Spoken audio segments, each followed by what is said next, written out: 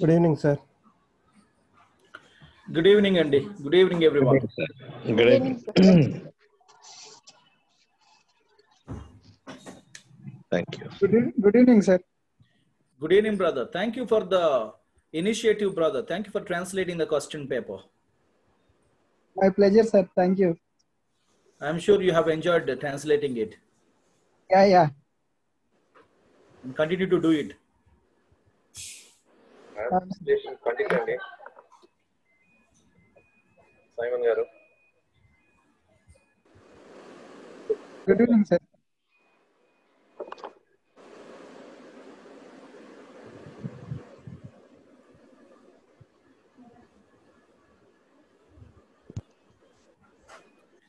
మరి మొదలు పెడదామా?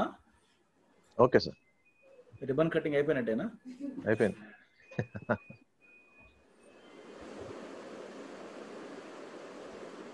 ఇద్దరు గారు ఎవరికి అందనంత ఎత్తులో కూర్చున్నారు మరి. ఎత్తైన కొండపై రిబన్ కటింగ్ తర్వాత భోజనాలు కూడానా సార్? ఇక్కడ ఒక అంకుల్, మా కాలనీలో ఒక అంకుల్ ఉన్నారు. వారి ఇంటి మీద చిన్న ప్రేయర్ హాల్ చర్చ్ ఉంది.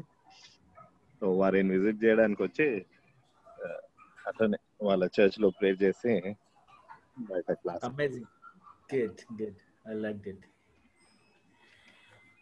ఓకే ప్రియా,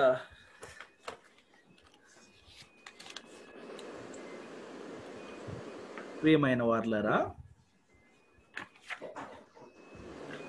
గత వారం మనము the nature of the covenants గురించి మాట్లాడుతాము. In the nature of covenants లో మనము ప్రస్తావించినటువంటి మొదటి సంగతి ఏంటంటే, the covenant, these covenants are literal covenants. ఆ తర్వాత అందులో అలంకార భాష ఏమీ లేదు, ఫిగరేటివ్ సెన్స్ ఏమీ లేదు. They are not an exemplary statements or illustrations or parables. అవి కాదు. ప్రస్తావించినటువంటి ప్రస్తావనలు అన్నీ కూడా లిటరల్గా దేవుడు చేయనుద్దేశించినవే, తాను చేయబోయేవే, చేస్తానన్నవే, ఖచ్చితంగా చేసేటివే. ఇందులో లిటరల్ సెన్సే ఉంది తప్ప ఫిగరేటివ్ సెన్స్ లేదనే ప్రస్తావన తీసుకొచ్చినాం. అండ్ దెన్ నెక్స్ట్ మనం మాట్లాడుకున్న ఇంకో పాయింట్ ఏంటంటే, ఇవన్నీ కూడా ఇటర్నల్ కవరెంట్స్, నిత్యమైనటువంటి నిబంధనలు, అంటే టైం లిమిట్ లేనటువంటి నిబంధనలు అనమాట. ఒక 2000 years తర్వాత ఈ అగ్రిమెంట్ నుంచి this agreement naturally or automatically ceases or expires. అంటే ఎక్స్పైరీ ఉంటుంది కదా సార్. సో అలాంటి ఎక్స్పైరీ డేట్లు ఏమీ లేవు ఈ అగ్రిమెంట్స్కి. ఇవన్నీ కూడా ఇటర్నల్ అగ్రిమెంట్స్ అనమాట, పర్మనెంట్. అండ్ ఎంత టైం అయినా లేకపోతే ఎంత కాలం గడిచిపోయినా at the end they are to be fulfilled. That is for sure. That's what we were talking about in the last class. And the next thing that we spoke about was these covenants, which are literal, which are eternal, must be unconditional. See, the nature being literal and eternal demands the covenants to be unconditional.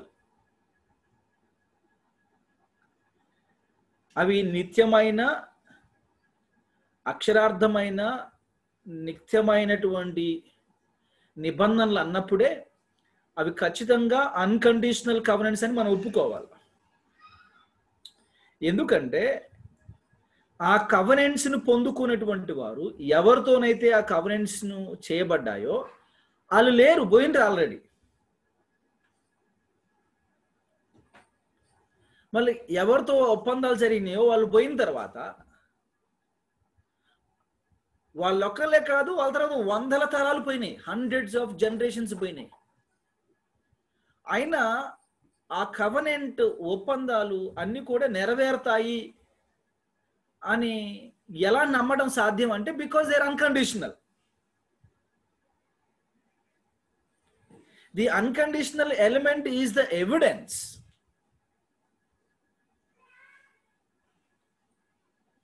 For the fulfillment of the covenants.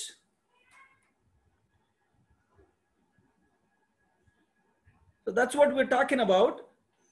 ఈ covenants అని కూడా, ఈ literal eternal covenants అని కూడా నెరవేర్పు కొరకు దేవుని యొక్క ఇంటిగ్రిటీ మీద, దేవుని యొక్క యథార్థత మీద ఆధారపడి ఉన్నాయి కనుక అవి unconditional covenants.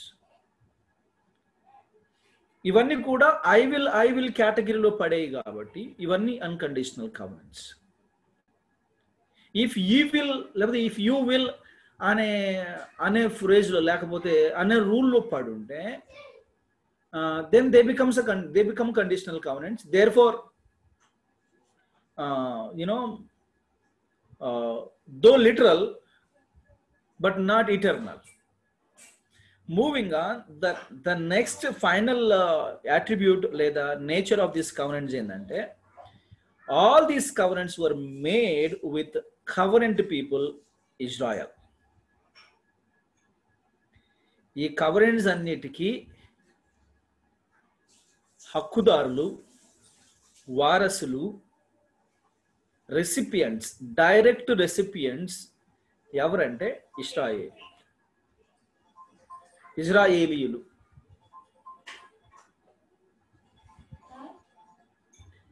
They are the direct recipients of the covenants. Romans లో మనం చదువుకుంటాం 9వ అధ్యాయంలో వర్స్ నెంబర్ 4లో వీరు ఇశ్రాయేలీయులు,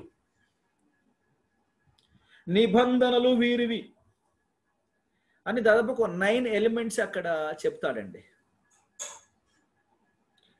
ధర్మశాస్త్రం వీరిది, ధర్మశాస్త్రమున అర్చనాచారాదులు వీరివి, వాగ్దానములు వీరివి అని ఆయా విషయాలు చెప్తాడు. ఇక్కడ చివరికి శరీరం బట్టి చూడగా క్రీస్తు కూడా వీరిలో పుట్టెను, వీరివాడే అని మాట్లాడుతుంటాడు.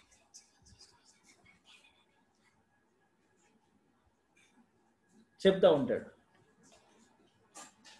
దానికి చర్చ్ అనే వర్డ్ కింద ఉంటుంది చూడు, చర్చ్ అనే వర్డ్ పైన ఫోటో కాపీ తీసి పంపించు. Okay, having said it, the actual recipients of the covenants మనం మాట్లాడుకుంటున్న ప్రకారం ఎవరంటే ఇశ్రాయేలీయులు. వాళ్ళ కదా ఈ వాగ్దానాలు చేయబడింది, వాళ్ళ కదా ఈ నిబంధనలు చేయబడింది. ఇదే విషయాన్ని ఎఫెసీ పత్రికలో పౌలు మాట్లాడుతుంటాడు 2వ అధ్యాయంలో. Once we will go over to Ephesians chapter 2. అంటే అసలు ఏం చెప్పదలుచుకున్నాడు పౌలు అనే మాటలు మనం పరిశీలిద్దాం. 2వ అధ్యాయంలో 11వ వచనం నుంచి మనం చూస్తే ప్రియులారా, కాబట్టి మునుపు శరీర విషయములో అన్యజనులయుండి శరీరమందు చేతితో చేయబడిన సున్నతి గలవారు అనబడిన వారి చేత సున్నతి లేని అనబడినటువంటి మీరు ఆ కాలమందు ఇశ్రాయేలుతో సహపౌరులు కాక ఇశ్రాయేలీలతో సహపౌరులు కాక పరదేశులను, రిమెంబర్, లోకమందు వాగ్దాన నిబంధనలు లేని పరజనులను, నిరీక్షణ లేని వారును, లోకమందు దేవుడు లేని వారునయుండి క్రీస్తుకు దూరస్తులయుంటిరని మీరు జ్ఞాపకము చేసుకొనుడి. ఇక్కడ ప్రస్తావన తీసుకొచ్చినాడు ఆయన. ఏమంటున్నాడంటే, మీరు సహపౌరులు కాక పరదేశులను, వాగ్దాన నిబంధనలు లేని పరజనులను, నిరీక్షణ లేని వారు. తక్కిన మాటలు మనం చదువుకోనక్కర్లేదు. వాగ్దాన నిబంధనలు లేని పరజనులు అనే మాట మాట్లాడుతున్నాడు. మరి ఈ వాగ్దాన నిబంధనలు ఎవరికి ఉన్నాయో ఇందాక మనం మాట్లాడుకున్నాం కదా, 9వ అధ్యాయం రోమపత్రిక 4-5 వచనాల్లో. ఇక్కడ కూడా చెప్తున్నాడు కదా, ఫస్ట్ ఫ్రేజ్ ఏమంటాడు, మునుపు శరీర విషయంలో అన్యజనులండి, కిందకి వచ్చిన తర్వాత 12వ వచనంలో ఆ కాలమందు ఇశ్రాయేలుతో సహపౌరులు కాక అనే పదాన్ని వాడుతున్నాడు. So only the people of Israel were in covenant relationship with God. అన్య జనులు they were not in covenant, అంటే ఇక్కడ పాజిటివ్ గా Israelites were in covenant relationship with God. Negatively all the Gentiles were not in covenant relationship with God. అంత మాత్రం చేత వాళ్ళు ఆయన దేవుడు కాకపోలేదు, వాళ్ళు మనుషులు కాకపోలేదు, కానీ వాళ్ళు దేవునితో నిబంధన సంబంధమైనటువంటి ఒప్పందాల్లో లేరు, అలాంటి అనుబంధంలో లేరు, నిబంధన సంబంధమైన అనుబంధంలో లేరు. నిబంధనాపరమైనటువంటి అనుబంధంలో దేవునితో కలిసి ఉంది ఎవరంటే ఇశ్రాయేలీయులు మాత్రమే. సో ఈ నిబంధనలు ఇశ్రాయేలుతో చేయబడినటువంటివే. ఈ పాయింట్ మనకి డౌన్ ద లైన్ చాలా డాక్ట్రిన్స్ క్లియర్ చేసుకోవడానికి మనకు వచ్చింది. అంటే అన్ని మావే, బైబుల్ చదివేసేసి బైబిల్లో ఎక్కడ ఒక పాజిటివ్ స్టేట్మెంట్ కనిపించినా, ఎక్కడ దీవెన గురించి ఆశీర్వాదం గురించి కనిపించినా, ఎక్కడ వర్ధిల్లటం గురించి కనిపించినా, ఎక్కడ ఆరోగ్యం గురించి కనిపించినా, ఇవన్నీ బైబిల్ అంతా మాదే, బైబిల్ అంతా దేవుని వాక్యమే, మనం కాదనట్లేదు, బైబిల్ అంతా విశ్వాసుల కోసమే కాదనట్లేదు. కాబట్టి ఎక్కడ ఏ రెఫరెన్స్ చదివి కూడా ఈ రెఫరెన్స్ నాకే చెప్పాడు దేవుడు, దానికి ఒక హిస్టారికల్ బ్యాక్గ్రౌండ్ లేదు, దానికి ఒక హిస్టారికల్ డైరెక్ట్ రిసిపియంట్స్ లేరు, చారిత్రక నేపథ్యం ఏమి లేదు, this is mine, I claim it అనే ప్రమాదంలో మనం ఉన్నాం. కాబట్టి ఈ నిబంధనలు ఎక్స్క్లూజివ్గా విత్ స్క్రిప్చర్ మనం చదివినాం, రోమన్స్ లో కానీ ఎఫిషియన్స్ లో కానీ, that they were made only with people of Israel, అందరితో కాదు. కాబట్టి నిబంధనాపరమైన అనుబంధంలో వాళ్ళు ఉన్నారు కాబట్టి, అవన్నీ లిటరల్ నిబంధనలు కాబట్టి, ఆ లిటరల్ నిబంధనల ప్రకారము ఆ నిబంధన సంబంధంలో ఉన్నటువంటి వాళ్ళకి చాలా లిటరల్ ప్రామిసెస్ ఉన్నాయి, లిటరల్ మెటీరియల్ బ్లెస్సింగ్స్ ఉన్నాయి. రిమెంబర్, ఐ రిపీట్, వాళ్ళు కవనెంట్ రిలేషన్షిప్ తో దేవునిలో ఉన్నారు కాబట్టి. వాళ్ళు మంచోళ్ళని చెప్పట్లే నేను, వాళ్ళే భక్తిపరులని చెప్పట్లే, బైబిల్ కూడా చెప్పట్లే వాళ్ళు శుద్ధంగా భక్తిపరులు, వాళ్ళు ఎప్పటికీ మంచోళ్ళని, తక్కిన వాళ్ళు చెడ్డోళ్ళని ఎప్పుడు చెప్పలా. బట్ దేవుడు, God entered in a covenant relationship with them. And అవన్నీ కూడా, ఆ కవనెంట్స్ అన్ని కూడా లిటరల్ అన్నప్పుడు ఏంటి, ఫిజికల్ అనమాట. ఫిజికల్ గా వాళ్ళకి ఫిజికల్ బ్లెస్సింగ్స్ ఉన్నాయి, మెటీరియల్ బ్లెస్సింగ్స్ ఉన్నాయి. మనం ఏం చేస్తామంటే we bump into those physical literal promises belong to those literal people, those covenant people అన్నమాట. ఏం చేస్తాము, బైబిల్ అంతా చదువుకోవడానికి, అర్థం చేసుకోవడానికి నాకు ఇవ్వబడింది కాబట్టి, నేను ఓపెన్ చేసిన పేజీ నా కళ్ళ ముందుకు వస్తే ఆ పేజీలో ఏం చదివితే గది నాదే అనే ఈ లాటరీ సిస్టమ్ ఈ మధ్య ఒకటి బాగా డెవలప్ అయిపోయింది. ఈ పాచికలు వేసే ప్రక్రియ ఒకటి, ఈ పాచికల పాచి వ్యవహారం కాస్త సంఘంలో వేళ్ళూనికిపోయింది. అంటే జనవరి 1వ తారీఖున 31st నైట్ డిసెంబర్న జరిగే ఆ వాగ్దానాల ప్రామిస్ కార్డులు, ఈ పాచి వ్యవహారం సంగతి అన్నమాట. ఇది యాక్చువల్ గా దాంట్లో వచ్చిన దరిద్రమే ఇది, ఈ పాచికలే అన్నమాట. అవుట్ ఆఫ్ కాంటెక్స్ట్ కొన్ని మంచి ఫ్రేజులన్నీ కట్ చేసి, వాటిని డిజైన్ చేసి, వాటిని ఒక పెట్టెలో వేసేసి, చేయబెట్టుకొని మనమే తయారు చేసుకొని, మనమే ప్రింట్ చేసుకొని, మనమే పెట్టుకొని, మనమే తీసేసుకొని, మనమే క్లెయిమ్ చేసేసుకోవడం అనమాట. ఇది ఒక పాచి వ్యవహారం. రిమెంబర్, డైరెక్ట్ రెసిపియన్స్ ఉన్నారు. వాళ్ళు ఇంటే ఏమని అనుకుంటారు అని మన ఇది కూడా లేదు. వాటికి లిటరల్ హక్కుదారులు ఉన్నారు, వాళ్ళు ఇంటే ఏమన్నా అనుకుంటారు అనే సోయి కూడా మనకి ఏమి లేదు. ఎందుకంటే మొత్తం మనవే అని ఇంప్రెషన్లోకి మనం నెట్టబడ్డాం. ఎవరికైనా ఆశ ఉందిలేండి, ఆశ పాపం ఆశపడితే తప్పేం సార్ అని మీరు దీనంగా మాట్లాడితే నేను మాత్రం ఏం చేయగలను? అలా ఆశపడ్డారు, పెట్టారు, మేము ఆశపడ్డాము. బైబిల్ అంతా మందేం చెప్పారు కాదని మాత్రం ఎవరు అనగలరు? అవును. కానీ దాన్ని అర్థం చేసుకునే ప్రక్రియలో కొన్ని రూల్స్ అండ్ రెగ్యులేషన్స్ ఉంటాయని ఎవడు ఎవరికి చెప్పలేదు.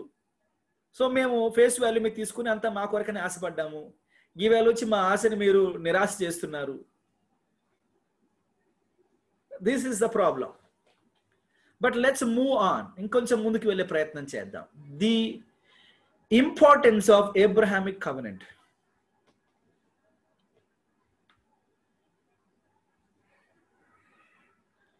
అబ్రహాము నిబంధన లేదా ఏబ్రహామిక్ కవెనెంట్ యొక్క ప్రాధాన్యత ఏమిటి అనే ప్రశ్న ఇక్కడ. దేవుడు అబ్రహాముతో నిబంధన God has entered into covenant relationship with Abraham. అయితే ఈ అబ్రహాముతో దేవుడు చేసినటువంటి కవెనెంట్లోనే మిగతా తక్కినటువంటి కవెనెంట్ ప్రోగ్రామ్స్ అన్ని కూడా దీంట్లో పార్ట్ అండ్ పార్సల్ అన్నమాట.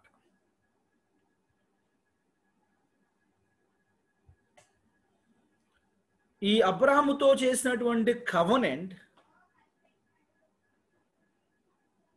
అన్నిటికీ తక్కిన అంటే లేటర్ దేర్ ఆఫ్టర్ జరిగినటువంటి ఒప్పందాలన్నిటికీ పునాది. జరిగినటువంటి ఒప్పందాలని కవెనెంట్స్, రైట్, అగ్రిమెంట్స్. తరువాత తదుపరి కాలంలో జరిగినటువంటి అగ్రిమెంట్స్ లేకపోతే కవెనెంట్స్ అన్నిటికీ మూలం, వాటి మూలాలు అన్ని కూడా ఏబ్రహామిక్ కవెనెంట్ లో ఉన్నాయి. ఏబ్రహామిక్ కవెనెంట్ ని అర్థం చేసుకోవడం మనకి చాలా అవసరం. ఎందుకంటే సుటేరియాలజీ అంటే రక్షణకు సంబంధించినటువంటి విషయాలు ఇటు అపోస్తుడైనటువంటి పౌలు మాట్లాడిన, మరియు అపోస్తుడైన పౌలు గలతీ పత్రికలోను, అపోస్తుడైన పౌలు రోమా పత్రికలోను ఆయా సంగతులు ఆయన ప్రస్తావించి అటు ఇశ్రాయేలీయులకు అబ్రహాముతో చేయబడినటువంటి కవెనెంట్ వాగ్దానాల గురించి ప్రస్తావిస్తూ అన్యజనులైనటువంటి వాళ్ళు అబ్రహాముకు సంబంధించినటువంటి ఆ వాగ్దానాల్లో ఏ రకంగా పాలిభాగస్తులు అవుతున్నారు అనే విషయం చెప్తాడు. రోమా పత్రిక 4వ అధ్యాయంలోకి వచ్చినప్పుడు కూడా అబ్రహాముకు సంబంధించినటువంటి వాగ్దానాలలో అన్యజనులైనటువంటి వీళ్ళు ఏ విధంగా పాలిభాగస్తులు అవుతున్నారు అనేది వివరించే ప్రయత్నం చేస్తాడు. పోనీ మనకు స్వతహాగా మనంగా ఆ రెఫరెన్సెస్ చదివి, సార్ ఇప్పటిదాకా కవెనెంట్ పీపుల్తో దేవుడు ఇశ్రాయేలీలతో చేశాడు కాబట్టి అవి లిటరల్ గా వారివే అనుకున్నప్పుడు మళ్ళా వీడికి వచ్చి అన్ని జనులమైన మనము ఆ వాగ్దానాల్లో ఎట్లా పాలిభాగస్తులమయ్యమా అంటున్నారు. ఏదో రకంగా ఎంతో కొంత మనం వాటిలో పాలిభాగస్తులం అవుతున్నట్టు, ఆ వాగ్దానాల్లో మనకు కూడా షేర్ ఉన్నట్టు మనం చెప్తున్నట్టే కదా. ఖచ్చితంగా. అయితే దాన్ని మనము న్యూట్రల్ గ్రౌండ్ లో పరిశీలించాలి. ఇంకెందుకు మీరు నాకు ఆ మాత్రం సంధిస్తే నేను దూసుకుపోతాను అన్నట్టుగా అట్లా కాదు. దానికి ఒక లిమిట్ ఉంది, దానికి కొన్ని పద్ధతులు ఉన్నాయి, రైట్. ఎంతో కొంత మనం అబ్రహాము తాలూకు ఆశీర్వాదాలను షేర్ చేసుకుంటున్నాం అనగానే ఈ మాత్రం హింటిస్తే నేను ఇంకా దూసుకుని పోతాను అన్నట్టుగా మీరు మాట్లాడకూడదు. There is a restriction, there is a permit. Galatians chapter 3 verse number 14.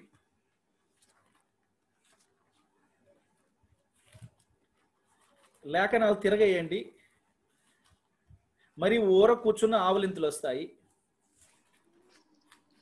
ఆత్మను గూర్చిన వాగ్దానము విశ్వాసము వలన మనకు లభించినట్లు అబ్రహాము పొందిన ఆశీర్వాదము క్రీస్తు యేసు ద్వారా అన్యజనులకు కలుగుటకై క్రీస్తు మన కోసము శాపమై మనలను ధర్మశాస్త్రము యొక్క శాపము నుండి విమోచించెను.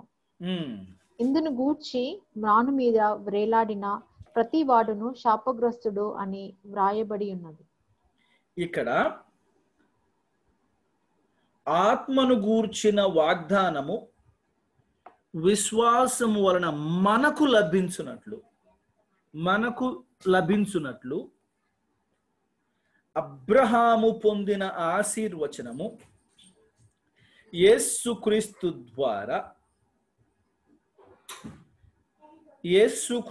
ద్వారా అన్యజనులకు కలుగుటకై.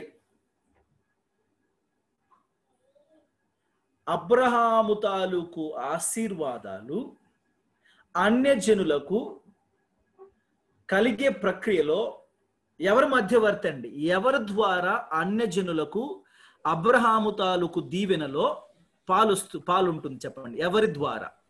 యేసుక్రీస్తు. అబ్సల్యూట్లీ రైట్, యేసుక్రీస్తు.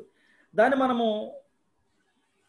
ఇప్పుడు మీరు నేరుగా యేసుక్రీస్తు ద్వారా, అయ్యా అందరూ వినాలి ప్లీజ్, మనకి ఇంతకాలం అర్థమైనట్టే అనిపించింది, అన్ని అర్థమైనట్టే అనిపించింది. It is a time we double check what we thought we knew, what we thought we understood. ఇప్పుడు అన్యజనులైనటువంటి వారికి యేసుక్రీస్తు ప్రభుల వారి ద్వారా అబ్రహాము తాలూకు దీవెనలు ప్రాప్తిస్తున్నాయంటే మీరు ఆ ఆశీర్వాదాలు బైబిల్లో ఏ బుక్ తర్వాత వెతుక్కోవాలి?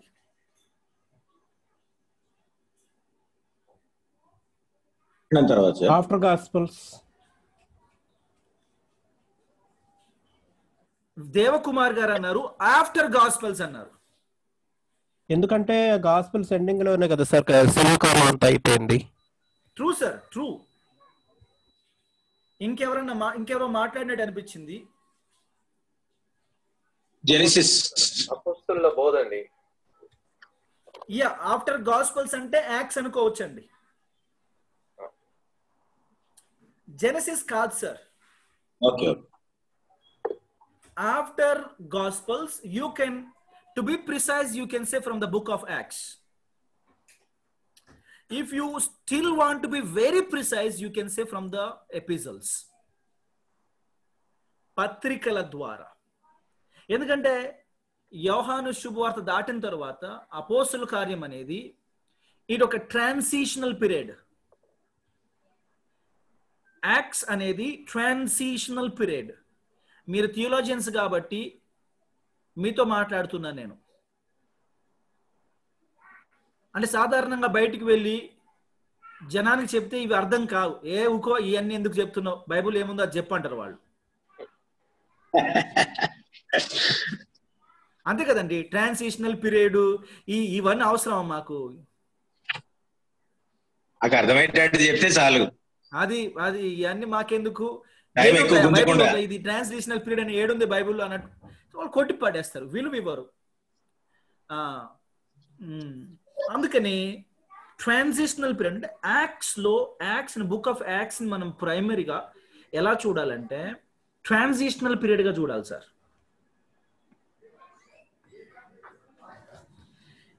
మనం యాక్ట్స్ లో చూస్తూ ఉంటాం ఏంటంటే ఆయా సందర్భాల్లో పరిశుద్ధాత్మ దేవుడు ఆయా మంది మీదికి దిగి రావడం. బాప్తిస్మం ఇచ్చి యోహాను శిష్యులైనటువంటి వారు ఆత్మను పొందుకునే ప్రక్రియ మనం ఎక్కడో 19వ అధ్యాయంలో చూస్తూ ఉంటాం అపోస్తలుల కార్యంలో. ఆ తర్వాత వీళ్ళు సమరీయులు ఆత్మను పొందుకునే ప్రక్రియను మనం అక్కడ చూస్తుంటున్నాం.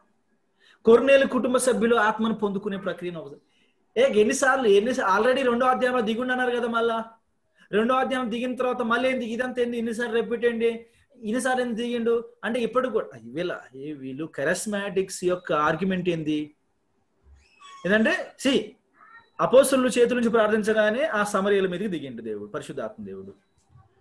ఆ తర్వాత పేతురు వెళ్ళినప్పుడు కొర్నేలు ఇంటి వాళ్ళ మీదకి కూడా దిగినాడు. ఆ తర్వాత బాప్తిస్మం ఇచ్చే యోహాను శిష్యుల మీదకి కూడా దిగినాడు.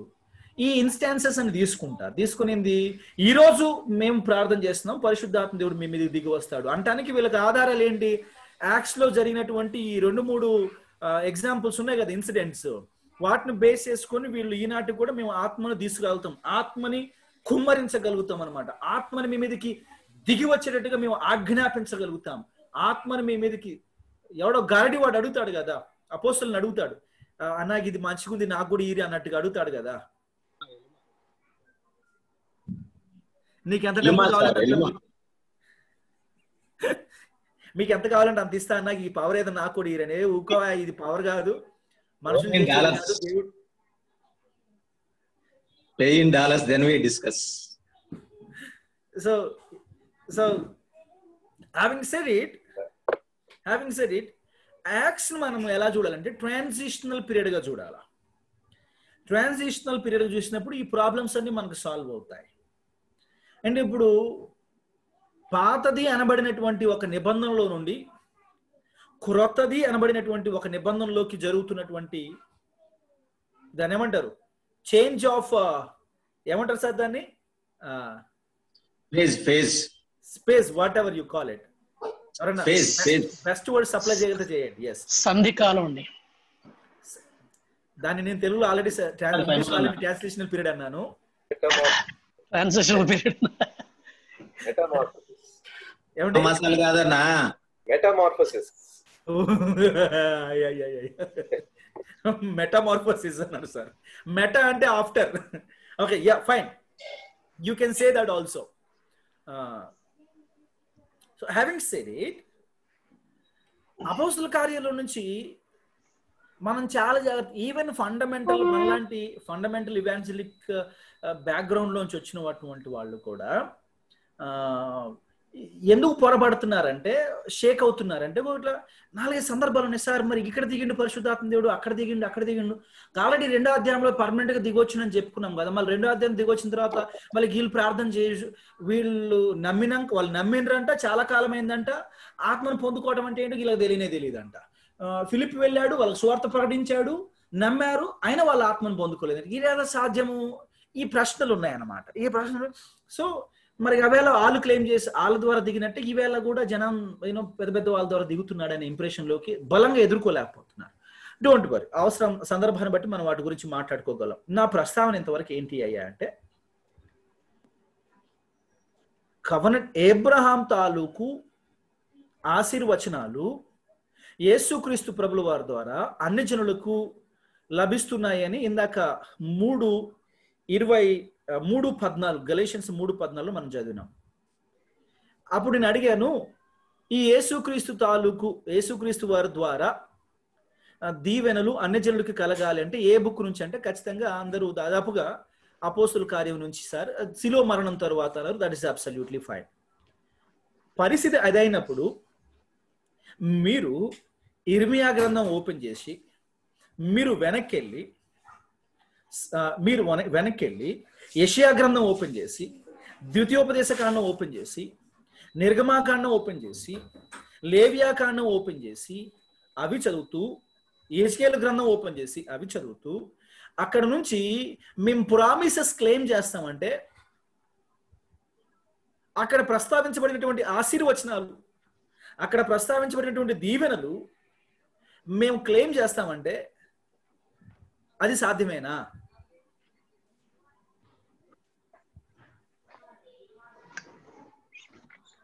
తొందర లేదు, చెప్పండి. జీసస్ బట్టి మరి సాధ్యమే కదా సార్. జీసస్ ని బట్టి సాధ్యం కాదు. జీసస్ పాయింట్ అదేనండి. యేసుక్రీస్తు ప్రభుల వారి ద్వారా అనే మాట ఎందుకు ప్రస్తావన వచ్చిందంటే, యేసుక్రీస్తు ప్రభుల వారు అప్పుడు ఉన్నాడు, ఇప్పుడు ఉన్నాడు. అన్యజనులు అనబడినటువంటి వారు దేవుని ఆశీర్వాదాలు పొందుకోవటం ఎప్పటి నుంచి సాధ్యమైందంటే, ఇందాక ఎఫెసియన్స్ చాప్టర్ 2లో పూర్వమందు అని పౌలు అన్నాడు. పూర్వం అంటే ఎప్పుడు? దాదాపుగా ఒక 10,000 సంవత్సరాల క్రితం అయినా, లేకపోతే భూమి పుట్టక ముందైనా, లేకపోతే ఎప్పుడని?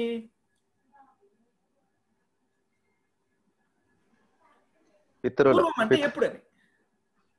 పితరుల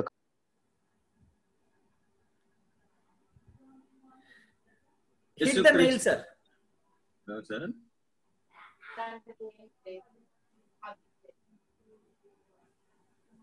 ఓల్డ్ టెస్ట్మెంట్ పీరియడ్. పూర్వము, డిఫైన్ ద వర్డ్. పూర్వం అనే పదాన్ని నిర్వచించండి. Before the Christ birth. No, death sir, death. Okay. ఎందుకంటే మీరు చూడండి, బిఫోర్ ద డెత్ రాజ్య సువార్త ప్రకటించబడింది. After death రాజసువార్త ప్రకటించబడిందా? లేదు లేదు. బిఫోర్ ద డెత్ మీరు ఇశ్రాయేలీయుల ఇళ్ళకే వెళ్ళమన్నాడు, అవునా? ఎక్కడికెక్కడికి వెళ్ళాలి? సమరయాల మార్గాలకి, అన్ని జనుల దారులలోకి వెళ్ళొద్దు, ఇశ్రాయేలీయులు నశించిన గొర్రెలు తప్ప మరి ఎవరి వద్దకు నేను పంపబడలేదని మత్తయి శుభవార్త 10వ అధ్యాయంలో గాను మత్తయి శుభవార్త 15వ అధ్యాయంలో గాను ప్రభువారు 2 సందర్భాల్లో మాట్లాడిన విషయాలు మీరందరికీ బాగా తెలుసు. అంటే అప్పటికి ఏం కంటిన్యూ అవుతున్నట్టుగా మనం అర్థం చేసుకోవాలి? Only with the Israels the covenants or the things are been discussed. అవి కంటిన్యూ అవుతున్నాయని మనం అర్థం చేసుకోవాలి. ఎక్స్క్లూజివ్లీ టు ఇజ్రాయెలైట్స్ అవి జరుగుతున్నాయి సార్. పూర్వం అన్నప్పుడు, పూర్వము అనే మాట ఎఫెసియన్స్ చాప్టర్ 2లో ప్రస్తావించబడిన పూర్వం అనే మాట, 12వ వచనంలో పూర్వం అనే మాట ప్రస్తావించబడితే సిలువకు పూర్వము. ఓకే, ఇప్పుడు మీకు దేవుడున్నాడు, మీకు ఒక నిరీక్షణ ఉంది. ఈ నిరీక్షణ, దేవుడు, ఇవన్నీ మీకు ఎప్పటి నుంచి సాధ్యమైంది? క్రీస్తు సిలువలో చచ్చిపోయాడు కాబట్టి. అందుకనే గలేషియన్స్ లో కింద డెఫినేషన్ ఇచ్చాడు కదండి. ఏమిచ్చాడా? అందరితో ఆగిపోలేదు. క్రీస్తు మన కోసమై అన్ని జనులకు కలుగుటకై క్రీస్తు మన కోసం శాపమై మనలను ధర్మశాస్త్రం యొక్క శాపం నుండి విమోచించను. ఇట్లు ఇందుకు వచ్చి మ్రాను మీద వ్రేలాడిన ప్రతివాడు శాపగ్రస్తుడని రాయబడినటువంటిది. చాలా రావతులు ఉన్నాయి ఇందులో. మ్రాను వ్రేలాడిన ప్రతివాడు శాపగ్రస్తుడు వ్రాయబడిన చాలా రావతులు ఉన్నాయి. వాళ్ళకేమో ధర్మశాస్త్రం నుంచి విడుదల, విముక్తి. మనకేమిటి? మనకి నిరీక్షణ కలుగుటకు, మనకి దేవుడున్నటువంటి ప్రజలముగా నిరీక్షణ కలిగినటువంటి వారంగా మనం మారడానికి యేసు ప్రభుల వారు సిలువ మ్రానుపై చచ్చిపోవాల్సిన పరిస్థితి వచ్చిందని మనం అర్థం చేసుకుంటున్నాం. ఆ ప్రకారంగా పూర్వము అన్నప్పుడు సిలువ మరణానికి పూర్వము. ఇందాక యేసుక్రీస్తు ప్రభుల వారిని బట్టి కదా అన్నారు. యేసు ప్రభుల వారి యొక్క దైవత్వాన్ని బట్టి కాదు సార్. యేసు ప్రభుల వారి యొక్క సిలువ మరణాన్ని బట్టి మనము ఆశీర్వచనాలు పొందుకుంటున్నాం. యేసు ప్రభుల వారి దైవత్వాన్ని బట్టి కాదు. ఆయన దైవత్వాన్ని అడ్డు పెట్టుకుని మనం ఆర్గ్యూ చేయొద్దు. ఆయన సిలువ మరణం యొక్క అదేమంటారు విమోచన కార్యాన్ని బట్టి మనం మాట్లాడాలి. విమోచన కార్యం యేసు ప్రభుల వారు జగత్పునాదులు వేయబడక ముందు నుంచే ఉన్నారు. ఇందాక ప్రకాష్ గారు అన్నట్టు, వారు ఏమన్నట్టు మనం ఆది కాండం నుంచే మనము అన్నట్టు, ఎస్ ఆయన అప్పటి నుంచి ఉన్నాడు. కానీ we are not talking on the basis of Gentiles are not blessed on the basis of the divinity of Jesus Christ, but on the act of what do you call redemption. ఆయన యొక్క విమోచన కార్యము ద్వారా అన్యజనులు అబ్రహాము తాలూకు ఆశీర్వచనాలు పొందుకుంటున్నారు. కొంచెం క్రిటికల్ గా, క్లినికల్ గా, జాగ్రత్తగా ఆలోచించండి. మీకు డౌట్స్ ఉంటే మధ్యలోనే అడగండి, ఇబ్బంది లేదు. This is very sensitive. Yes sir, ఎందుకంటే మొత్తానికి మిస్అండర్స్టాండ్ చేసుకుని ఇదంతా ఫాల్తుగా ఉంది అనిపించే అవకాశం కూడా లేకపోలేదు. నాకు తెలుసు పొటెన్షియల్ గా ప్రాబ్లం ఉంది, ఆ డేంజర్ ఉంది. కాబట్టి నేను ఓవర్ చేసుకుంటా బుల్డో చేసుకుంటా వెళ్ళలేను. ఎప్పటికప్పుడు వాటిని రెక్టిఫై చేసుకుంటా ముందుకు వెళ్ళాలనుకుంటున్నాను. ఎందుకంటే సాలిడ్ గా మనకి అబ్రహామిక్ కవెనెంట్ అర్థమైతే దునియా మొత్తం అర్థమైనట్టు. యాక్చువల్ గా అయితే I promise that. So can you explain, I mean extend the discussion on promises. Where to mark? Not over it. See, not over it. At this level, not over it. Okay. ఎప్పుడైనా కవెనెంట్స్ గురించి మాట్లాడుతున్నాం మనం. కవెనెంట్స్ ని base చేసుకుని మాట్లాడుతున్నాము. Yes. దేవుని యేసు ప్రభు దేవుడు కాదండి. దేవుడు ఇక్కడ దేవుడు కాదు, ఆయన దేవుడు, మనం ప్రజలము. దేవుడు కాబట్టి దేవుడి నుండి మనం ఆశీర్వాదాలు పొందుకుంటున్నాం. అది కాదు సార్ చర్చ. ఇక్కడ సమస్య అది కాదు. కవెనెంటల్ బ్లెస్సింగ్స్, అబ్రహాము తాలూకు దీవెనలు, అబ్రహాముకు వారసత్వంగా వచ్చినటువంటి దీవెనలలో అన్యులు పాలు భాగస్తులు కావాలంటే యేసుక్రీస్తు మార్గము. ఆయన దేవుడైనప్పుడు, మనం ప్రజలమైనప్పుడు మధ్యలో కోన్కిస్క అబ్రహాం ఎవరండి కదా? ఒక కవెనెంట్ రిలేషన్షిప్ గురించి మనం మాట్లాడకపోతే who is Abraham? Who is Abraham? అంటే రోమాపత్రిక 4వ అధ్యాయంలో యూదులు అబ్రహాముని హైలైట్ చేస్తూ మా తండ్రి అబ్రహాం. ఎవడే అబ్రహాం? అబ్రహాం ఎవడు? ఇట్ ఈస్ మీ. ఒకనొక స్థాయిలో ఇశ్రాయేల్ ఏం చేశారంటే మా తండ్రి అబ్రహాం, మా తండ్రి అబ్రహాం, మా తండ్రి. ఈ అబ్రహాం ఎవడు? ఇస్సాక్ ఎవడు? యాకోబు ఎవడు? అసలు నేను కదా. దేవుణ్ణి ఇగ్నోర్ చేసేంత స్థితికి వచ్చేసారు వాళ్ళు అబ్రహాం, ఇస్సాకు, యాకోబులను చూసి. అది మీకు రోమన్స్ వచ్చినప్పుడు మీకు అర్థమవుతుంది. సో హ్యావింగ్ సెడ్ ఇట్, ఇప్పుడు మనము ఆయన దేవుడు మన ప్రజలు మన ఆ యాంగిల్లో మాట్లాడట్లేదండి. అబ్రహామునకు there is a special covenant, ఒప్పందం ఉంది, నిబంధన ఉంది. దాన్ని ఆ నిబంధన తాలూకు దీవెనలు అన్య జనులకు రావాలంటే యేసుక్రీస్తు ప్రభుల వారు రావాల్సి వచ్చింది. అంటే యేసుక్రీస్తు ప్రభుల వారు వచ్చి చనిపోయి సమాచారం తిరిగి లేచాడు. That's where it all begins. అంతకు ముందు అబ్రహాం తాలూకు ఒప్పందాల్లో జరిగినటువంటి అబ్రహాము నిబంధనలో తాలూకు ఎలిమెంట్స్ అన్నిటి కూడా మనం హైలైట్ చేసేసి నాకు ఇది నచ్చింది, నాకు ఇది కావాలి, నాకు ఇది నచ్చింది, ఇది కావాలంటే కుదరదబ్బా, కుదరదు. ఎందుకంటే అబ్రహాము అనబడినటువంటి వ్యక్తితో, ఇశ్రాయేలీలు అనబడినటువంటి ప్రజలతో లిటరల్గా, ఇటర్నల్గా, అన్కండిషనల్గా విత్ ఇజ్రాయెల్ చేయబడినటువంటి ఒప్పందాలు. వీటికి హక్కుదారులు భౌతికమైనటువంటి ఇశ్రాయేలీలే అవుతారు. మరి అన్యజనులు అంటే యేసుక్రీస్తు ప్రభువు వచ్చిందాకా ఆగాలి. ఆగాము, ఆయన వచ్చాడు, వచ్చిన తర్వాత మనం పొందుకుంటున్నాము. ఏ రకమైనటువంటి ఆశీర్వాదాలు పొందుకుంటున్నామో మనం మాట్లాడదాం. మూవింగ్ ఆన్, అదే గలేషియన్స్ చాప్టర్ 3 వర్స్ నెంబర్ 29.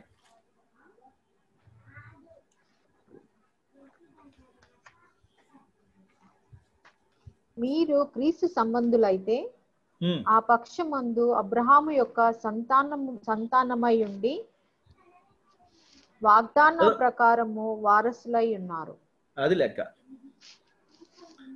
మీరు క్రీస్తు సంబంధులు అవుతే, ఎవడైనా క్రీస్తు సంబంధి ఎలా అవుతాడండి?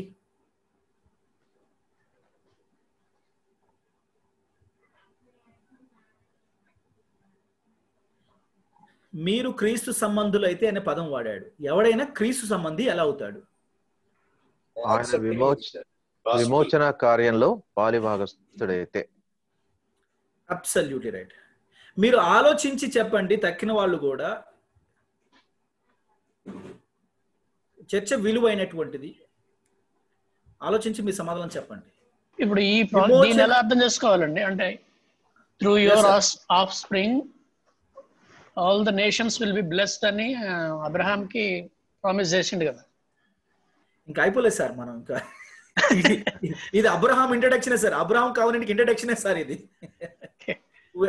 We are in the very introduction of Abraham. Okay. Covenant. Okay. Yes sir. Continue. మీరు వదిలిపెట్టినా నేను వదిలిపెట్టినా? మీరు దేవుని యందు విశ్వాసం ఉంచారు, నా యందు విశ్వాసం ఉంచారు. All right. బుక్కులు అయిపోయాలన్న పట్టుదల నాకేం లేదు సార్. So don't worry. మీకు అర్థం కావాలి. సంతృప్తితోటి నేర్చుకున్నాం, ఒక పాయింట్ బలంగా నేర్చుకున్నాం అనే సంతృప్తితోటి మీరు ఆలోచించి బయట పెట్టాలి అడుగు.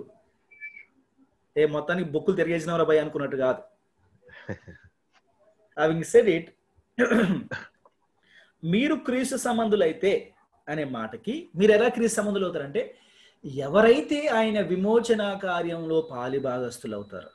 విమోచన కార్యంలో పాలిభాగస్తులు అవడం కూడా చాలా పాలిష్డ్ లాంగ్వేజ్. అది యాక్చువల్గా చాలా పాలిష్డ్ లాంగ్వేజ్. పచ్చిగా మాట్లాడాలంటే ఎవడైతే యేసు ప్రభు శిలువ మరణ సమాధి పునరుద్ధానాల యందు పాపక్షమాపణ పరలోక నిరీక్షణ ఉందని నమ్ముతాడో, ప్రభు శిలువలో చచ్చిపోయింది నా పాపాల కొరకే, నా వలనే ఆయన చచ్చిపోయి ఆయన రక్తాన్ని చిందించాడు కాబట్టి నాకు పాపక్షమాపణ లభిస్తుంది, ఆయన సమాధి చేయబడి లేచాడు కాబట్టి నాకు నిత్య జీవానికి వచ్చిన నిరీక్షణ లభించింది అని ఎవడైతే నమ్ముతాడో, దీన్నే విమోచన కార్యంలో పాలిభాగస్తులు కావటము అని పాలిష్ లాంగ్వేజ్ లో మనం చెప్పుకోవచ్చు. వీడు క్రీస్తుతో పాటుగా పాలిభాగస్తుడు అవుతాడు, క్రీస్తు సంబంధి అవుతాడు. ఆ ప్రకారము ఆ పక్షమందు అబ్రహాము యొక్క సంతానమై ఉండి వాగ్దాన ప్రకారము వారసులమై ఉన్నాము అంట, వారసులై ఉన్నారు అంటాడు. ఇప్పుడేంటి? ఏ వాగ్దానం ప్రకారము?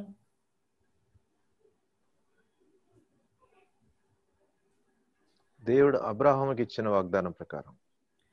ఏమని వాగ్దానం చేశాడు సార్ అబ్రహాంకి? చెప్పారు ఇందాక సైమన్ గారు ఎవరో కోట్ చేశారు, అది ర్యాండమ్ గా వారు కోట్ చేశారు. నీ ద్వారా జనులందరూ ఆశీర్వదించబడతారు. yes, జెనసిస్ చాప్టర్ 12 లో ప్రస్తావించబడినటువంటి మాట అది.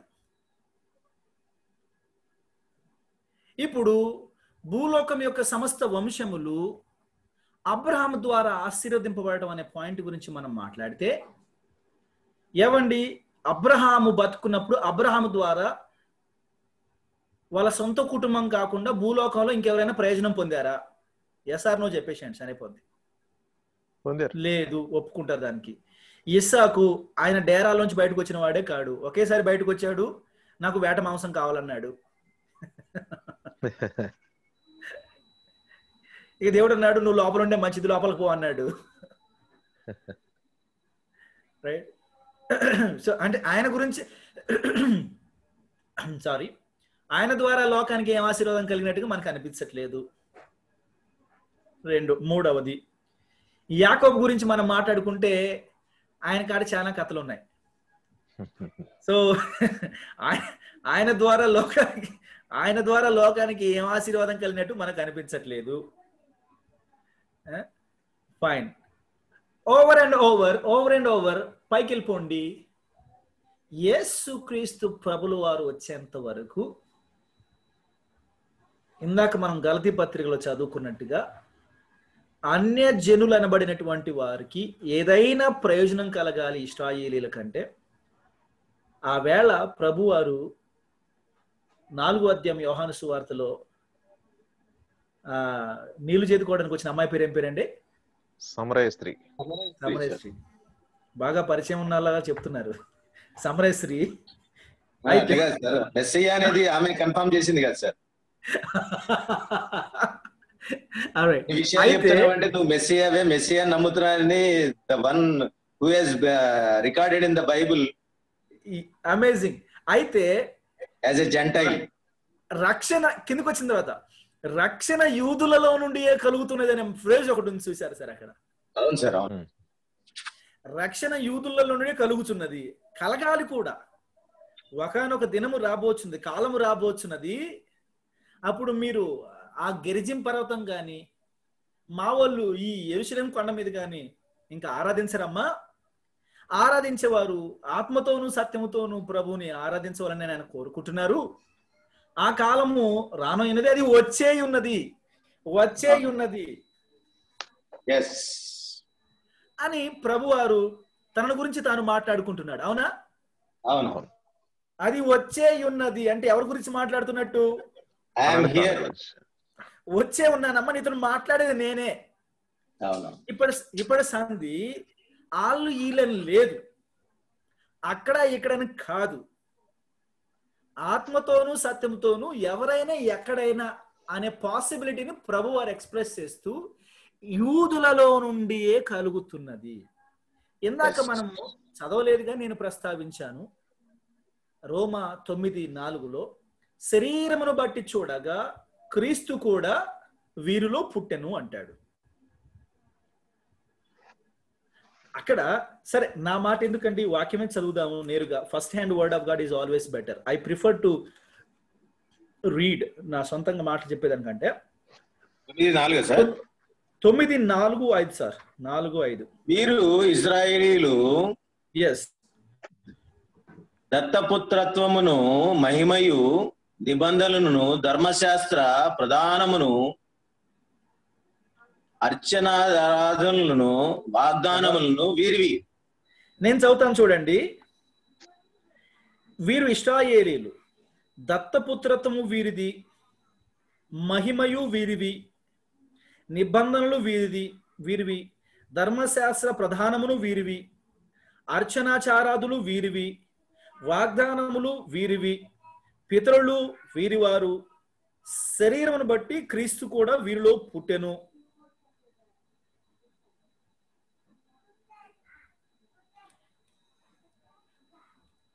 రైట్. అంటే అబ్రహాము నుండి అన్యులు ఆశీర్వదింపబడుతున్నారు అనడంలో అర్థం ఏమిటి అంటే, ఇప్పుడు మనకి మత్తయి శుభవార్త 1వ అధ్యాయం 1వ వచనంలో అబ్రహాము కుమారుడైన దావీదు కుమారుడగు యేసుక్రీస్తు వంశావళి, యేసుక్రీస్తు వంశావళి. అద్భుతమైనటువంటి ఆ వచనంలో అంటే అబ్రహాము నుండి యేసు ప్రభు వస్తే అబ్రహాము కుమారుడగు దావీదు కుమారుడైన అబ్రహాము కుమారుడగు దావీదు కుమారుడైన యేసుక్రీస్తు వంశావళి.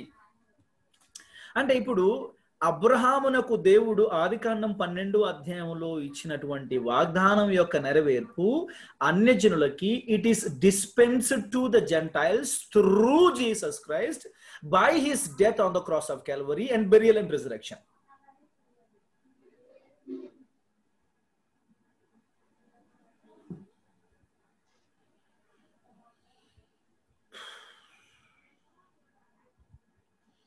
Galatians chapter 4 verse number 22 నుంచి చదువుకుందాం. Galatians chapter 4.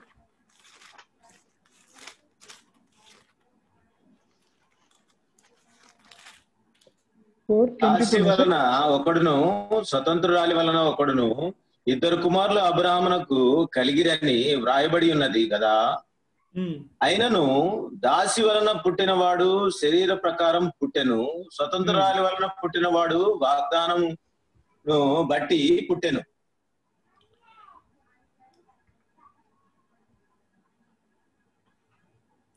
ఈ సంగతులు అలంకార రూపముగా చెప్పబడి ఉన్నవి.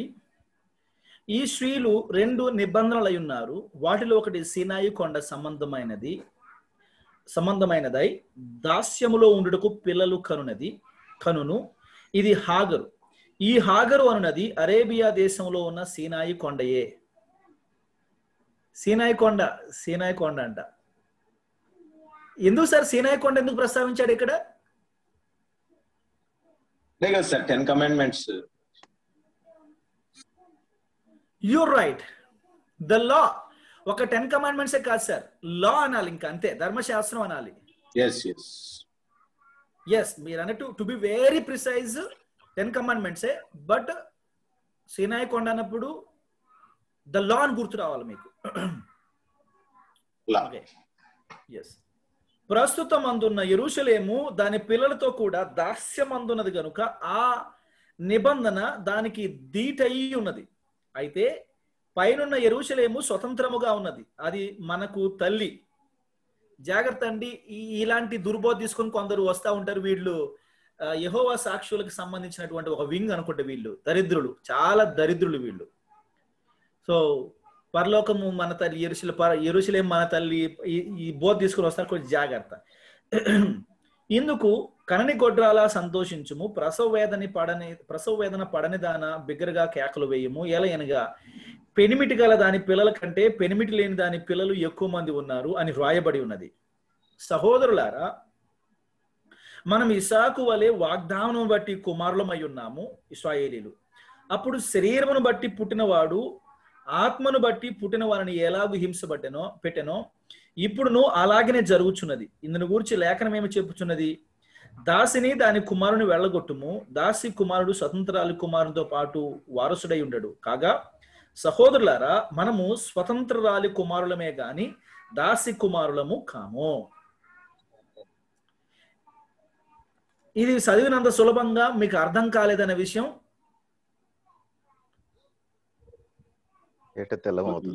పులిహార పొట్లాల కోసం కూర్చున్నటువంటి కరువు బాధితులాగా మీ మొఖాలు చూస్తే అర్థమైపోతుంది, ఏం అర్థం కావట్లేదని. ఓకే, నేను చెప్తాను వినండి, టెన్షన్ ఏం పర్లేదు, అన్ని మెల్లిగా సర్దుకుంటాయి, పర్లేదు, పూర్తిగా నయమైపోద్ది. ఓకే, ముందుకెళ్ళిపోదాము.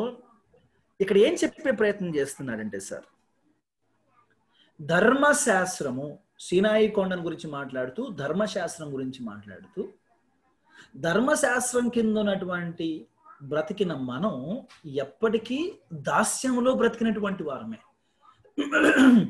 దాని నుండి బయటపడలేక, ధర్మశాస్త్రం నుండి తప్పించుకోలేక, ధర్మశాస్త్రంను నెరవేర్చలేక, నేను నెరవేర్చలేను కాబట్టి నాకు సంబంధం లేదని బయటికి వెళ్ళలేక, ఇదిగో అలాగ బ్రతికా. యేసుక్రీస్తు ప్రభుల వారిలో ఇప్పుడు మనం స్వతంత్రులం అయ్యాము. వీళ్ళకి అర్థం కావటం కొరకు ఎనలిటికల్గా దాన్ని ఎనలిటికల్గా ఇక్కడ ఏమంటారు అంటే దీన్ని ఏమంటారు అంటే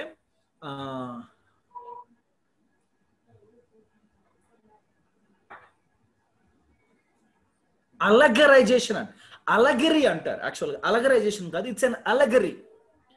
అంటే శారాను యెరూషలేముతో పోల్చడం, ఆ తర్వాత హాగర్ని ఈ సీనాయి కొండతో పోల్చడం,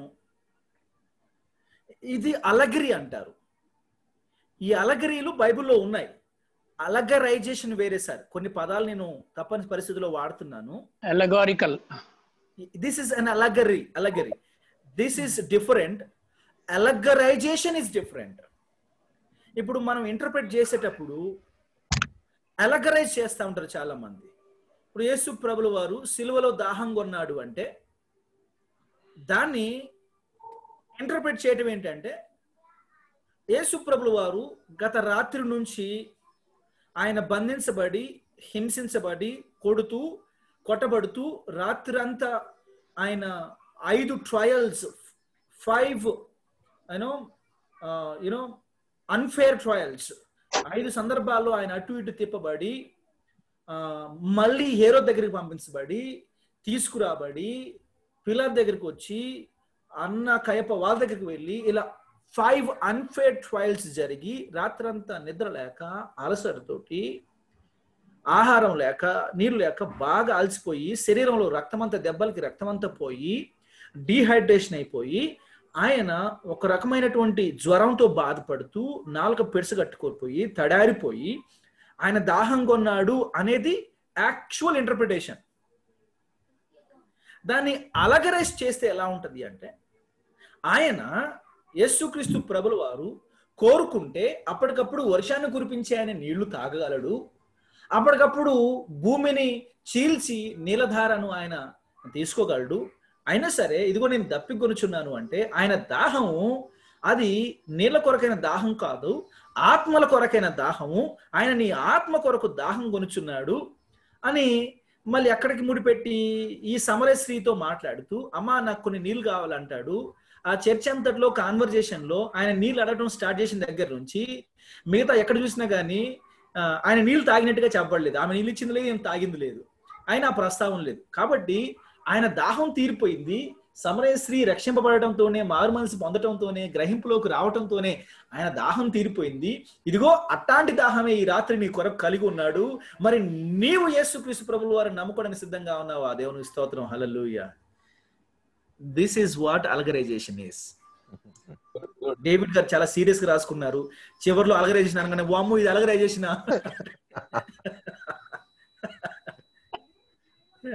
దీన్ని నా భాషలో సుత్తి అంటారండి. తప్పేం లేదు, సుత్తి చాలా ఇంట్రెస్టింగ్ గా ఉంటది, అవునా కాదా? బాగుందట, బాగుందని ఆయన చెప్పారు. జాగ్రత్త చెప్తున్నారు, ఇదే ఎక్కువ చెప్తున్నారు. ఇప్పుడు జరంత చూసుకోండి, మళ్ళా చెప్పొద్దు, ఇవి రుచిగా ఉంటాయి. చాలా మంది మెగా చర్చెస్ ప్రీచర్స్ చేసేది అంతా ఇదే, ఈ శృతి చెప్పడం వాళ్ళు చేసేది అలగరైజేషన్ చేస్తారనమాట. చాలా అట్రాక్టివ్ గా ఉంటది. వాళ్ళు ఒక రెఫరెన్స్ చదువుతారు సార్, ఆ రెఫరెన్స్ చదివి బైబిల్ మూసేసి పక్కన పెడతాడు, ఇక మొదలు పెడతాడు, అవునా కాదా? ఒక రెఫరెన్స్ చదివి బైబిల్ మూసి పక్కన పెడతాడు.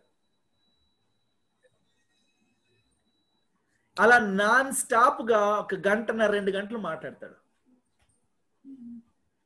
అక్కడ స్క్రిప్చరల్ ఎక్స్పోజిషన్ ఉండదు, ఆ గ్రీక్ వర్డ్స్ ఉండవు, ఆ హీబ్రూ వర్డ్స్ ఉండవు, ఆ టెక్స్ట్ ఉండదు, కాంటెక్స్ట్ ఉండదు, ఆ టర్మ్స్ ఉండవు. డైరెక్ట్ స్పీచా, ఇండైరెక్ట్ స్పీచా, యాక్టివ్ వాయిసా, ప్యాసివ్ వాయిసా, గ్రామర్ ఉండదు, ఏముండదు. అయితే ఈ విషయాలు మళ్ళీ మనం మాట్లాడుకుంటాంలే. కానీ కమింగ్ బ్యాక్ టు కాంటెక్స్ట్, ఇక్కడ వాడబడింది అలగరీ, అలగరైజేషన్ కాదు. యేసుక్రీస్తు అపోస్తుడైన పౌలు శారాను హాగరును రెండు విభిన్న పర్వతాలతో పోల్చటంలో ఒక అలగిరి వాడాడు కాబట్టి నేను కూడా వాడతానంటే కుదరదు. నేను కూడా అలగరైజ్ చేస్తానంటే కుదరదు. You cannot allegorize. అక్కడ ఉన్నవి వాడుకొని వివరించి చెప్పు. అంతేగాని ప్రతిదానికి అలగరికలు అక్కడ స్పిరిచువలైజేషన్ చేసి ఒక ఆధ్యాత్మిక అర్థం ఆపాదించే ప్రయత్నం చేయవద్దు.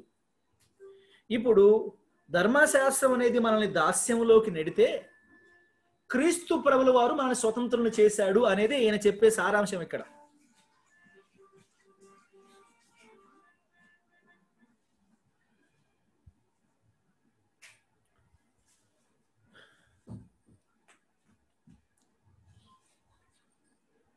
గలతీ పత్రికలో మాట్లాడే స్వాతంత్రం అంతా అదే.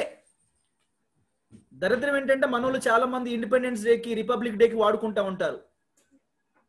ఈ స్వాతంత్రం అనే పదాన్ని వాడేసుకొని ఇక్కడ రాయబడి ఉంది కదా, 5వ అధ్యాయంలో కూడా రాయబడి ఉంది కదా, ఈ స్వాతంత్రం అనుగ్రహించి క్రీస్తు మనల్ని స్వతంత్రులుగా చేసి ఉన్నాడు అనే దాన్ని ఇండిపెండెన్స్ డేకి రిపబ్లిక్ డే వాడుకుంటారు. ఎందుకంటే స్వాతంత్రం అనే పదం ఉంది కదా అక్కడ. వీళ్ళు మరీ లెటరల్ లిస్టులు అనమాట. అంటే అక్కడ స్వాతంత్రం ఉందని పదం ఉంటే స్వాతంత్రం గురించి మాట్లాడుతూ ఉంటాడు, అంతే, ఏం లేదు. అయ్యా మాట్లాడేది మహాన్ బావా, ఇది స్వాతంత్రం వచ్చి నాకు డౌట్ ఉంటే నాకు ఫోన్ చేసి అడుగు, సార్ ఇది అదేనా కాదా అని అడుగు. ఎంటీహెచ్ చేసినాక మళ్ళీ ఆయన అడిగేది ఏంది? ఎంటీహెచ్ అంటే ఆయనది ఎంటీహెచ్, మనది ఎంటీహెచ్, అంటే మన ఇద్దరం ఈక్వల్ అనమాట. మనం ఆయన అడిగేది లేదు, ఆయన అడిగేది లేదు.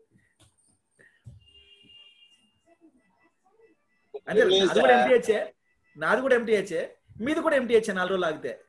ఇంకా మళ్ళీ మనం ఫోన్ చేసి ఆయన అడిగేది ఏంది? ఇది అదా, అది ఇదా, అవునా కాదని అడిగేది ఏంది? ఇద్దరం ఎంటీహెచ్చే, మనం కొలీగ్స్. ఈ స్వాతంత్రము ఆ స్వాతంత్రం కాదు, అది వేరే స్వాతంత్రం. Moving on, Romans chapter 4, Romans chapter 4 Abrahamic covenant లో సుటీరియాలజీ అంటే రక్షణ శాస్త్రం ఏ విధంగా అంతర్లీనంగా ఉందో చెప్పే ప్రయత్నం చేస్తున్నాను నేను మీకు. రోమన్స్ చాప్టర్ 4 సార్, 13వ వచనం చదవండి. ఓకే, 12వ వచనం చదువుకుందామండి. మరియు సున్నతి గలవారికి తండ్రి యగుటకు అనగా సున్నతి మాత్రము పొందిన వారు కాక మన తండ్రి అయిన అబ్రహాము సున్నతి పొందక మునుపు అతనికి కలిగిన విశ్వాసము యొక్క అడుగుజాడలను బట్టి నడుచుకొనిన వారికి తండ్రి యగుటకు అతడు ఆ గురుతు పొందెను. అతడు లోకమునకు వారసుడగును వాగ్దానము అబ్రహామునకైనను అతని సంతానమునకైనను ధర్మశాస్త్ర మూలముగా కలగలేదు, కానీ విశ్వాసములైన నీతి మూలముగానే కలిగెను. ధర్మశాస్త్ర సంబంధులు వారసులైన ఎడల విశ్వాసము వ్యర్థమగును, వాగ్దానమును నిరర్ధకమగును. ఏలయనగా ధర్మశాస్త్రము ఉగ్రతను పుట్టించును, ధర్మశాస్త్రం లేనిడెల అతిక్రమమును లేకపోవును. ఈ హేతువు చేతను ఆ వాగ్దానము యావత్ సంతతికి, రిపీట్, ఆ వాగ్దానమును యావత్ సంతతికిని అనగా ధర్మశాస్త్రము గలవారికి మాత్రమే కాక అబ్రహామునకున్నట్టి విశ్వాసము గలవారికి కూడా దృఢము కావాలనని కృపననుసరించినదై ఉండునట్లు అది విశ్వాసమూలమైనదాయను. ఈ హేతువు చేత ఆ వాగ్దానము యావత్ సంతతికి అందరికి అనగా ధర్మశాస్త్రము గలవారికి మాత్రము కాక అబ్రహామునకున్నటువంటి విశ్వాసం ఎవరికున్నా, అది ఇశ్రాయేలీయులైనా ఇశ్రాయేలీయులకి వెలుపటి వారెవరైనా అందరికీ దృఢము, విశ్వాసము గలవారికి కూడా దృఢము కావాలనని కృపననుసరించినదై ఉండునట్లు అది విశ్వాసమూలమైనదాయను. దీన్ని బట్టి మనకి ఏమర్థం అవుతోంది? వాగ్దానము అనే పదాన్ని మనం కాంటెక్స్ట్ లో నుంచి బయటికి లాగితే ఏ అర్థమైనా ఆపాదించుకోవచ్చు, అవునా? ప్రామిస్ అనే వర్డ్ని కాంటెక్స్ట్ లో నుంచి బయటికి లాగితే మీరు ఏమని చెప్పుకోవచ్చు? ఒకటి సార్, మనము వాగ్దానము అనే పదాన్ని అబ్రహాముకు దేవుడు ల్యాండ్, దేశమునిస్తానని వాగ్దానం చేశాడు. తన సంతతికి దేశమునిస్తానని వాగ్దానం చేశాడు. మనం అబ్రహాము యొక్క వాగ్దానంలో పాలిభాగస్తులం కాబట్టి మనం కూడా ఇశ్రాయేలు దేశంలో వెళ్ళి మేము కూడా అబ్రహాము సంతానమే, మాకు కూడా నివసించే హక్కు ఉందంటే ఊరుకుంటారా? ఆల్రెడీ కొంతమంది అంటున్నారు సార్. ముస్లిమ్స్ ఆల్రెడీ అంటున్నారు.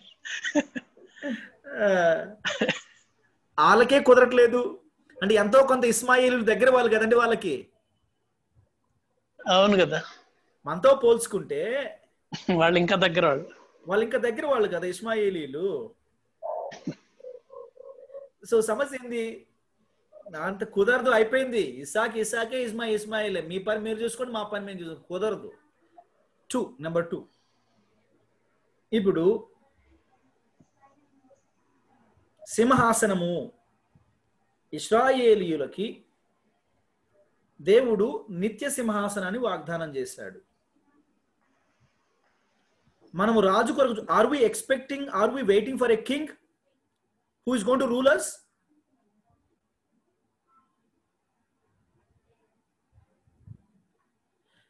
Like Israelites? Not in that sense, but we are waiting for a king. Sir అది పక్కన పెట్టేసి మళ్ళీ మీరు కింగ్ వాడబాకండి ఈ ప్రస్తుతం, ఎందుకంటే కన్ఫ్యూజ్ అయిపోతాం. మనం కింగ్ కోసం వెయిట్ చేయట్లేదు. Keep it very precise sir. King అనే పదాన్ని మనం వాడదు ఇప్పుడు. We are not waiting for our king, we are waiting for our redeemer, our lord. అంతేనా? కింగ్ అనే పదాన్ని మనం ఇక్కడ వాడొద్దు, ఎందుకంటే మనం ఆల్రెడీ మాట్లాడుకున్నాం కాబట్టి కన్ఫ్యూజ్ అయిపోతారు. మెస్సయా సే ఇట్. లేదు సార్, వాళ్ళు they are literally waiting for their Messiah who is going to be a king for them. Okay. We never had that promise. We never have waited for kind of thing like that. అవునా? ఈనాటికి కూడా అంతకు ముందు లేదు, ఇప్పటికీ లేదు. Yes. నిరీక్షణ లేనప్పుడు మనం ఎదురు చూడలేదు. నిరీక్షణ వచ్చిన తర్వాత కూడా Jesus is going to someday come and destroy all the governments of the world and he is going to rule. I am going to enjoy. He is going to deliver us from all the rules. He is going.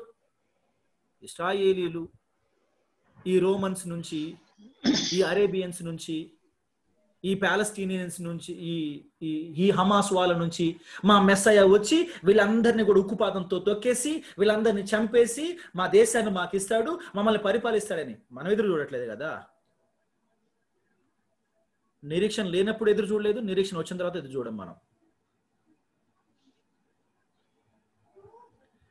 మరి ఇంకా అబ్రహాము తాలూకు ఏ దీవెనలలో మనకి పాలు భాగస్తులు ఉన్నట్టు? ఎందుకంటే అబ్రహాము తాలూకు భౌతిక ఆశీర్వాదాలు మనం పొందాలంటే 1, you must be in Israel. ఆ ల్యాండ్ లో మీరు ఉండాలా. అంటే అర్జెంటుగా అమ్మేసి వెళ్ళి కొనుక్కుందాం అనుకుంటున్నారేమో. I don't think so.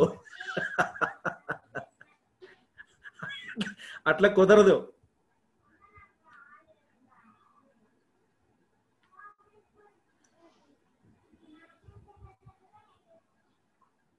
వాళ్ళు ఒప్పుకోరు.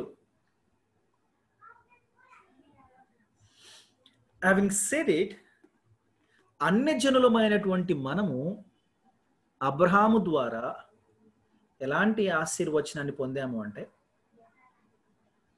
యేసుక్రీస్తు అనబడినటువంటి అబ్రహాము కుమారుని యందు విశ్వాసం ఉంచిన మనము ఆ విశ్వాసము ద్వారా నీతిమంతులంగా తీర్చబడి క్రీస్తుతో కూడా వారసులమయ్యాము. క్రీస్తుతో కూడా వారసులమయ్యాం కాబట్టి క్రీస్తు దేన్నైతే స్వతంత్రించుకుంటాడో దాన్ని మనం స్వతంత్రించుకుంటాం. రోమన్స్ చాప్టర్ 8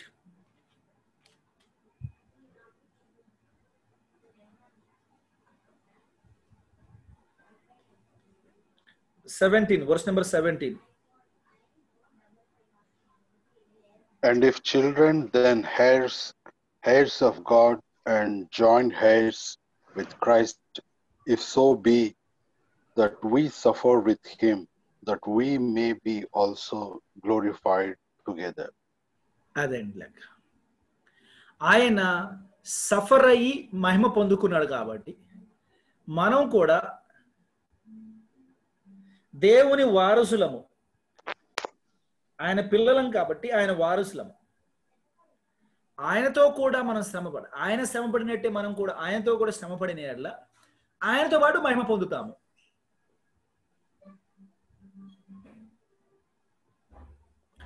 ఆయనతో పాటు శ్రమపడిన యెడల ఆయనతో పాటు మహిమ పొందుతాము అంటాడు. అంటే ఈ రకంగా చూస్తే మనం మహిమ పొందుతామా పొందమా?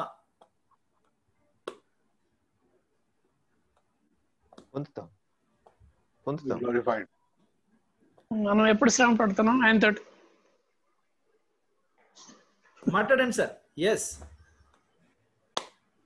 ఆయనతో శ్రమ పడటం అంటే మనం ఎప్పుడు పడ్డాం ఫిజికల్ గా చూస్తే.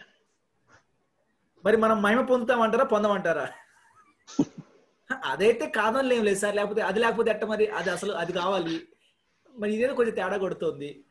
అది కావాలి, అది ఉంది, మరి ఇది లేదు కదా, ఇది లేకుండా అది ఎట్టుంటది?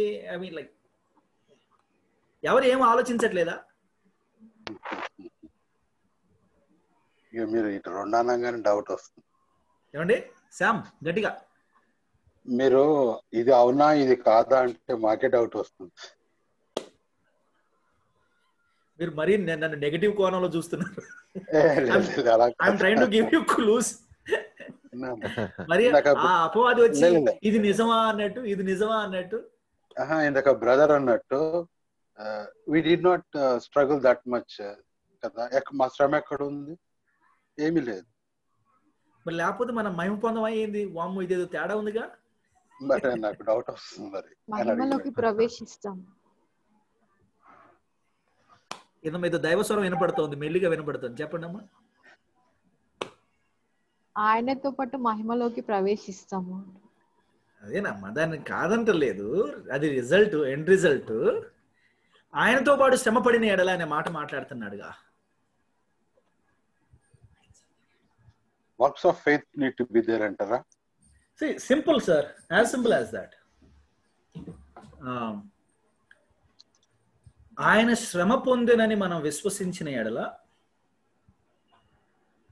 మనం శ్రమ పొందిన వారమే, అవునా? ఆయన శిక్షింపబడినాడని మనం విశ్వసించిన ఎడల మనం శిక్షింపబడినటువంటి వాళ్ళమే. ఆయన సిలువ వేయబడినాడని విశ్వసించిన ఎడల మనం సిలువ వేయబడినటువంటి వాళ్ళమే. ఆయన సమాధి చేయబడినాడని విశ్వసించిన ఎడల మనం సమాధి చేయబడినటువంటి వారమే.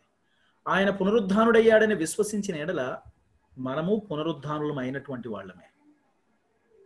ఈ రకంగా ఆయన శ్రమపడినప్పుడు ఆయనతో కూడా శ్రమపడి, ఆయనతో పాటుగా శిక్షించబడి, ఆయనతో పాటుగా చనిపోయి, ఆయనతో పాటుగా సమాధి చేయబడి, ఆయనతో పాటుగా తిరిగి పునరుద్ధానం అయ్యాం కాబట్టి భవిష్యత్తులో తిరిగి లేతుమన్న నిరీక్షణ మనకుంది. ఏమంటారు? అవును సార్. డన్? క్లియర్? క్లియర్.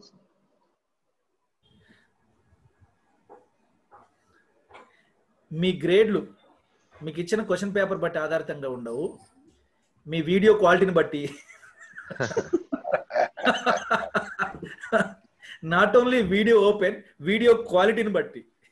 ఇప్పుడు పోయి ఐఫోన్ కొనకరమంటారా ఏంటి? నెంబర్ 2, మీరు వీడియోలో కూర్చుంటున్నారా కూర్చోవట్లేదా దాన్ని బట్టి, ఎంత పార్టిసిపేషన్ అవుతున్నారు, చదువుతున్నారా చదవట్లేదా, ఇవన్నీ ఉంటాయి. జర చూసుకోండి. మళ్ళా ఇప్పటిదాకా డ్రైవింగ్ లో ఉండాలి సార్. జాగ్రత్త, డ్రైవింగ్ లో ఉన్న వాళ్ళు జాగ్రత్త. ఓకే, హ్యావింగ్ సెడ్ ఇట్, క్రీస్తుతో కూడా మనం శ్రమ పడినాము, రక్షణార్థమైన మారు మనసు, పాపక్షమాన, పరలోక నిరీక్షణ. లేకపోతే ఏ లెక్కన మనం నీతిమంతులు తీర్చబడేట్టు లెక్క? ఏ లెక్కన మనము పాపం, ఏ లెక్కన మన శిక్ష మొత్తం పూర్తయినట్టు?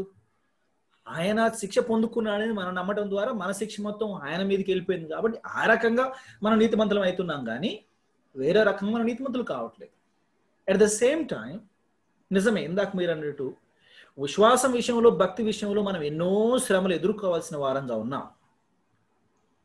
ఆశయం ఏంటి తెలుసా? నిజంగా శ్రమలు ఎదుర్కొన్నటువంటి కాలంలో మీరు ఒక 30-40 సంవత్సరాలు వెనక్కి వెళ్ళి, అంటే 30-40 సంవత్సరాలు వెనక్కి వెళ్ళి ఆనాటి పాటలు ఒకసారి మీరు పాడండి, ఇప్పుడు పాటలు పాడండి. ఏ పాటలలో కృతజ్ఞత ఎక్కువ ఉంటుందో చూడండి, ఏ పాటలలో పశ్చాత్తాపం ఎక్కువ ఉందో చూడండి. పాత పాటల్లోనే ఆదిన పాటల్లోనే. ఎట్ ద సేమ్ టైం ఎవరు ఎక్కువ శ్రమ పడ్డారో కూడా చెప్పండి. వాళ్ళే. మరి శ్రమ పడినటువంటి వాళ్ళు ఎక్కువ కృతజ్ఞత కలిగి ఉన్నారు, శ్రమ పడినటువంటి వాళ్ళు ఎక్కువ పశ్చాత్తాపడ్డారు.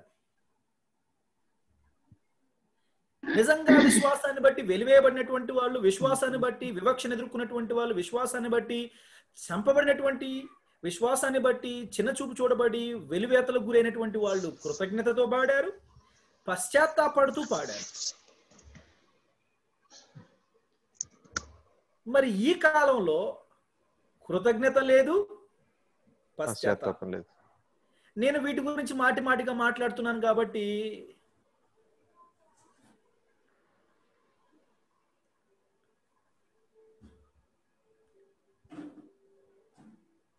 నాకు అభిమానులు కూడా లేరు. మీలో 4-5 రోజులు పోయిన తర్వాత మీలో నా శత్రువులు ఎంతమంది బయలుదేరతారో నాకు తెలియదు.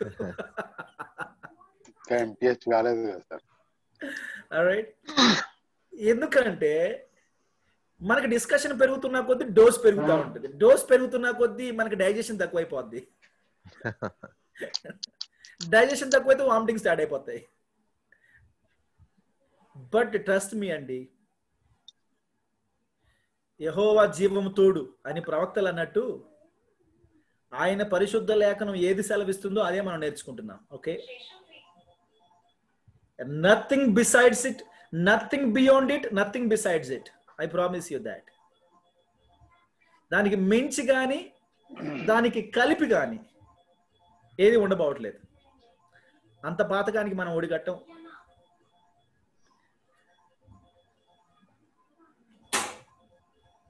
Having said it, moving on, this is the salvation. Ephesians chapter 1, verse number 2.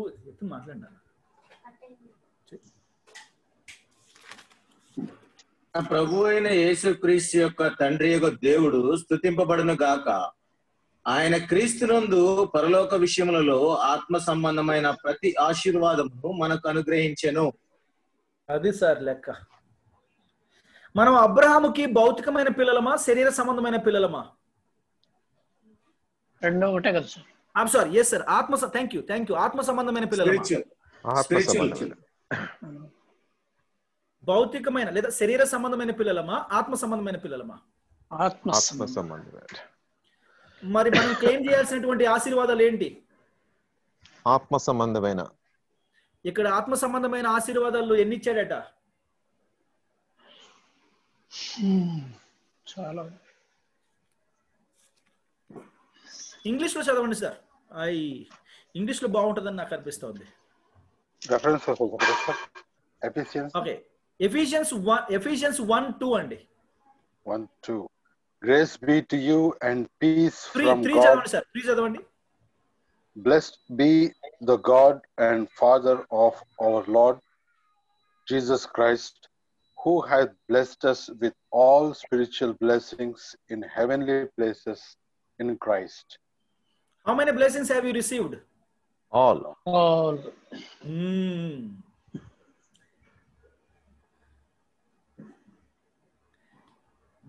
You know, God has already blessed with all the spiritual blessings.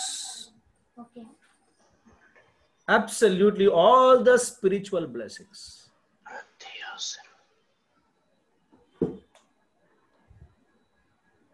Charitable trust and power.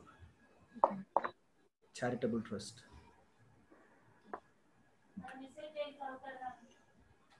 Having said it,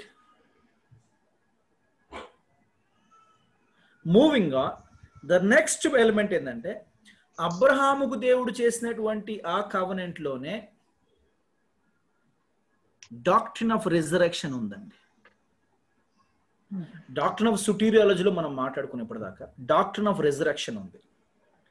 ఏందయ్యా doctrine of resurrection అంటే, ఇప్పుడు దేవుడు అబ్రహాంతో నిబంధన చేశాడు sir, అది నెరవేరేదాకా Abraham బతుకున్నాడా? లేడు.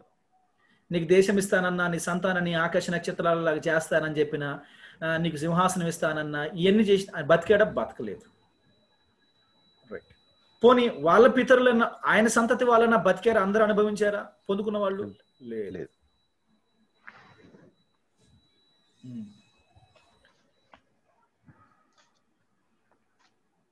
Having said it, moving on, the doctrine of resurrection has been mentioned here.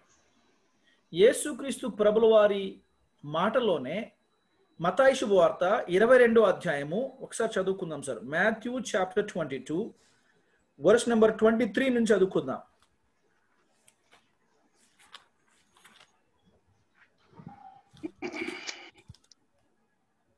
The same day. Sir నేను చదువుతాను, తెలుగులో చదువుతాను సార్. పునరుద్ధానం లేదని నమ్మేటటువంటి ఒక గుంపు ఉంది, సద్దుకైలనే గుంపు ఉంది ఇశ్రాయేలీల్లోని. వీళ్ళు కూడా ఇశ్రాయేలీలే, సాడ్యూసియస్. వీళ్ళు ఒక తెగ. ఆ దినమున ఆయన ఎదుకు వచ్చి ప్రభువారితో మాట్లాడుతున్నాడు. అంటే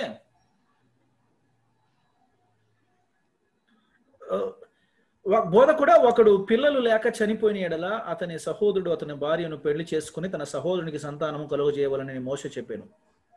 మాలో 7 సహోదరులు ఉండిరి. మొదటివాడు పెళ్లి చేసుకుని చనిపోయాను, అతనికి సంతానం లేదని అతని సహోదరుడు అతని భార్యను తీసుకున్నాను. 2వ వాడును 3వ వాడును 7వ వాడును అందరూ చచ్చిపోయారు. స్త్రీ కూడా చచ్చిపోయింది. పునరుద్ధానం అందు ఈ 7గురిలో ఆమె ఎవరికి భార్యగా ఉండను? ఆమె వీరికి అందరికీ భార్యగా ఉండను కదా అని ఆయన అడిగారట. అంటే భూమి మీద బతుకున్నప్పుడు ఆమె 7గురికి భార్య అయిపోయింది కదా, మరి ఇప్పుడు పునరుద్ధానం ఉందని మీరు అంటున్నారు.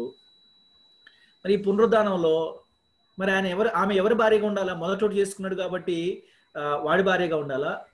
లేటెస్ట్ గా చివరోడు 7వ వాడు చేసుకున్నాడు కాబట్టి ఆ 7వ వాడి భార్యగా ఉండాలి. ఎవడి భార్యగా ఉండాలి ఆవిడ అనేది ప్రశ్న ఇక్కడ. ప్రభువారు మాట్లాడుతూ, లేఖనములను గాని దేవుని శక్తిని గాని ఎరుగక మీరు పొరబడుచున్నారు.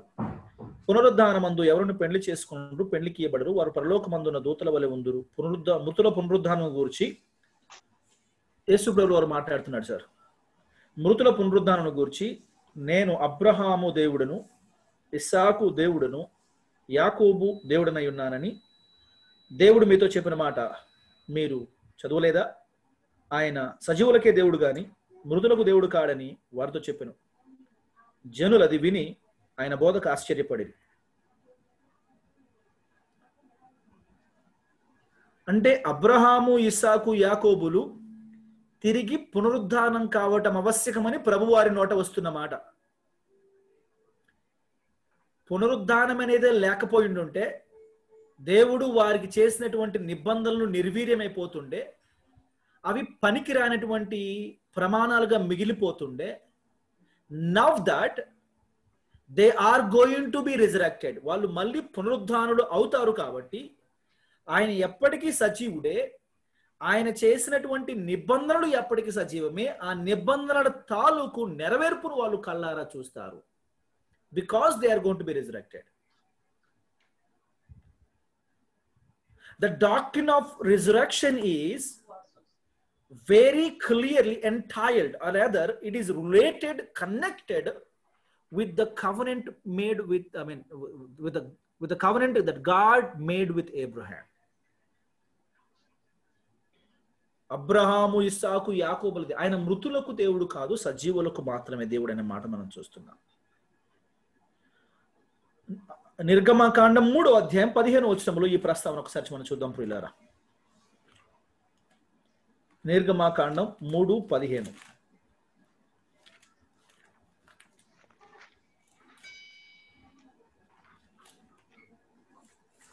మరియు దేవుడు మోషేతో ఇట్లనే, మీ పితరుల దేవుడైన యెహోవా అనగా అబ్రహాము దేవుడు, ఇస్సాకు దేవుడు, యాకోబు దేవుడునైన యెహోవా మీ యొద్దకు నన్ను పంపినని నీవు ఇశ్రాయేలుతో చెప్పవలెను.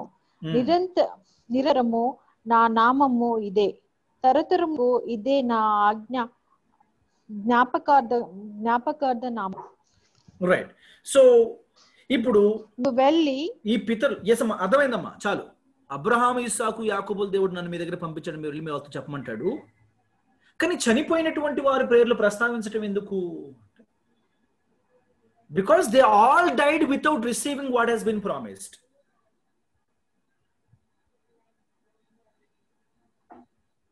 But it is the promise that one day they will all be resurrected and they will see it. మనకి హెబ్రీ పత్రికలో 11వ అధ్యాయం 13వ వచనంలో ఈ మాట ప్రస్తావించబడింది. ఒకసారి హీబ్రూస్ చాప్టర్ 11 లోకి రండి. Hebrews chapter 11 verse number 13. వీరందరూ ఆ వాగ్దానముల ఫలము అనుభవింపకపోయినను దూరము నుండి చూచి వందనము చేసి తాము భూమి మీద పరదేశులమును యాత్రికులమునై ఉన్నామని ఒప్పుకుని విశ్వాసము గలవారై మృతి నొందిరి. సో వాళ్ళ జీవితంలో అక్షరార్థంగా ఈ వాగ్దానాలు నెరవేరాయంటే నెరవేరలేదు. కానీ నెరవేరకపోయినా వారు వాటిని దూరం నుండి చూశారంట. అంటే నిజంగా కళ్ళతో చూశారని కాదు, వీళ్ళు విశ్వసించారు అని అర్థం. ఈ దేవుడు చెప్పిన మాట హియర్ ఆఫ్టర్, ఇప్పటి నుంచి 1000 సంవత్సరాల తర్వాత జరగబోయేదైనా ఇంకా 2000 సంవత్సరాల తర్వాత జరిగేదైనా అది ఖచ్చితంగా జరుగుతుంది అని వీళ్ళు నమ్మి విశ్వాసంతో చూశారు అనే మాట తాము చెప్తున్నారు. మరి అయ్యా, మరి ఇన్ని వాగ్దానాలు చేసినావు, మా జీవితంలో ఏం నెరవేరట్లేదు, what is the point of view making? ఇప్పుడు మనం ఏమంటాము, ఇప్పుడు నేను అనుభవించలేని వాటిని నాకు వాగ్దానం చేయటం వల్ల ఏం లాభము? ఇది ఎట్లా ఉందంటే, ఒకసారి ఒక నక్క ఒక కొంగని వెందుకు పిలిచి ఫ్లాట్గా ఉన్నటువంటి వెడల్పాటి కంచంలో, చాలా వెడల్పాటి కంచంలో సూప్ పోసి కొంగ ముందు పెట్టి, మిత్రమా నీకోసం అస్సలు ఒక స్పెషల్ రెసిపీ తోటి మంచి సూప్ ఒకటి తయారు చేశాను, దానికి ఎవరు వాడనటువంటి ఇంగ్రీడియంట్స్ వాడాను, ఎక్స్క్లూజివ్గా నీ కొరకే తయారు చేశాను అని దాని ముందు ఒక కంచం దీని ముందు ఒక కంచం పెట్టి అది చక్కగా టపటపటపమని నాకేట మొదలు పెట్టింది. ఈ కొంగ ఆ కంచం ముందు కూర్చొని తన పొడవాటి ముక్కు పెట్టి దాన్ని గతికే ప్రయత్నం చేసింది. నక్క గతుకుద్ది కానీ కొంగ ఏడ గతుకుతుందండి? ఎంత పొడుచుకున్నా ఒక ముక్క ముందుకు రాదు. సూప్ ముక్కలైనా నోటికి వస్తాయి కానీ సూప్ ఏమొచ్చుద్ది? అమ్మా, ఆ తర్వాత ఏం జరిగిందో మీకు బాగా తెలుసు. చెప్పొచ్చేది ఏంది? ప్రభువా ఇదంటివి ఒక్కటి జరగకపోయా, నా జీవితంలో జరగనప్పుడు అసలు అట్లాంటివి ఉంటే ఎంత లేకపోతే ఎంత? అంటే మనమందరం కూడా ప్రస్తుత వాదులమే కదండి. ఇన్సూరెన్స్ పాలసీ లాంటిది. ఏమండి? ఇన్సూరెన్స్ పాలసీ లాంటిది సార్. ఇన్సూరెన్స్ పాలసీ లాంటిది, చచ్చిపోయిన తర్వాత వేరే వాళ్ళకి వచ్చింది అన్నాడు. ఏమైనా బతికినప్పుడు ఏం జరగదంట, ఎవరికో వద్దంట, నాకేం లాభము, ఈ పడడానికి నాకెందుకు? మనం అందరము ప్రస్తుత వాదులం. But Abraham was not kind of a person like us. ఆయన భవిష్యత్ వాది. నువ్వు మాట ఇచ్చావంటే ఎప్పటికే నెరవేరుది. ఇచ్చిన వాడవు నువ్వు, నెరవేర్చేవాడవు నువ్వు. I have no problem with it. విశ్వాసులు ఎప్పటికైనా భవిష్యత్తు వాదులేనండి, ప్రస్తుత వాదులు కారు. గుర్తుపెట్టుకోండి, మనము భవిష్యత్తు వాదులమే, ప్రస్తుత వాదులం కాదు. ఈనాడు నాకేం జరుగుతుంది, ఈనాడు నాకేం కలుగుతుంది, నాకేం దొరుకుతుందని ఎదురు చూసే వాళ్ళం కాము, దానికోసం వెంపర్లాడే వాళ్ళం అంతకంటే కాదు. మన విన్నపాలు, విజ్ఞాపనలు, మన అవసరాలు ప్రభు ఎదుట దీనంగా సమర్పించుకోవడం తప్పు కాకపోయినప్పటికీ కూడా ఈనాడు జరిగే వాటితోనే మన ఆధ్యాత్మిక జీవితం యొక్క పరిపూర్ణత ఉందనుకోవడం మాత్రం పొరపాటు. ఎందుకంటే మనం భవిష్యత్తు వాదులం. మనం భవిష్యత్తు కోసం ఎంచుకోబడినటువంటి వారం, మన భవిష్యత్తు కోసం సిద్ధపరచబడుతున్నటువంటి వారము. మనది భవిష్యత్తే, ప్రస్తుతం మంది కాదు. ప్రస్తుతం ఈ లోకాంది, ఈ లోక సంబంధమైనటువంటి మనుషులది, ఈ లోక నాయకునిది. ప్రస్తుతం మనది కాదు, మనది భవిష్యత్ అండి. Again remember, present is not ours. The Bible did not promise the present for us. Bible has only promised you what? Future. మీరు లేఖనాన్ని చదవగలిగితే, అరమారిక లేఖనం చదవగలిగితే, this is what the principle, the lesson that you understand on every page of the scripture. పితరులకు చేయబడినటువంటి నిబంధనల విషయంలో కూడా ఇది జరుగుతుంది. ఈ ప్రస్తావనను పౌలు గారు కూడా అగ్రిప్పతో, రాజైనటువంటి అగ్రిప్పతో మాట్లాడినప్పుడు కూడా మృతుల పునరుద్ధానాన్ని గురించి ప్రస్తావించడం ద్వారా అబ్రహాము నిబంధనలో దేవుడు ద డాక్ట్రిన్ ఆఫ్ రిజరక్షన్ ను కూడా పెట్టాడని మనకు అర్థమవుతుంది. So studying the covenant of Abraham will also help us to understand the doctrine of resurrection, in as much it has helped us in understanding the soteriology, రక్షణ శాస్త్రం అర్థం చేసుకున్నట్టుగా. And the next one, the eschatology, ముగింపు. అంటే Abraham యొక్క నిబంధనను అధ్యయనం చేయడం ద్వారా నాకు ఎస్కటాలజీ ఎలా అర్థమవుతుంది, ఎలా అర్థమవుతుంది అంటే చెప్తాను చూడండి. ఇప్పుడు రైట్, ఇప్పుడు మనం మాట్లాడుకున్నాము అబ్రహాం యొక్క నిబంధన, it is a literal covenant, an eternal covenant, an unconditional covenant, it is made with the people of Israel అని చెప్పేసి మనం స్పష్టంగా మాట్లాడుకున్నాం. అయితే అబ్రహాము తాలూకు వాగ్దానంలో, నిబంధనలో మనకి ల్యాండ్ ఉంది, భూమి ఇస్తానన్నాడు. కానీ ఈనాటి వరకు ఇశ్రాయేలీయుల యొక్క పరిపాలనలో, స్వాధీనంలో భూమి ఎప్పటికీ రాలేదు. ఒక్క అబ్రహాము కాలంలో, ఎవరు రాజు అయినటువంటి దావీదు కాలంలో, ఈనాటి వరకు కూడా కొంచెము సొలొమోను కాలంలో పూర్తిగా స్వాధీనపరచబడుకో. ఆయన చాలా డిప్లొమాటిక్ పర్సన్ అనమాట సొలొమోన్ గారు. ఆయన సంగతి మన తర్వాత మాట్లాడదాం, ఆయన గురించి మాట్లాడేది చాలా ఉంది. ఓకే, ఆయన చాలా డిప్లొమాటిక్ అనమాట.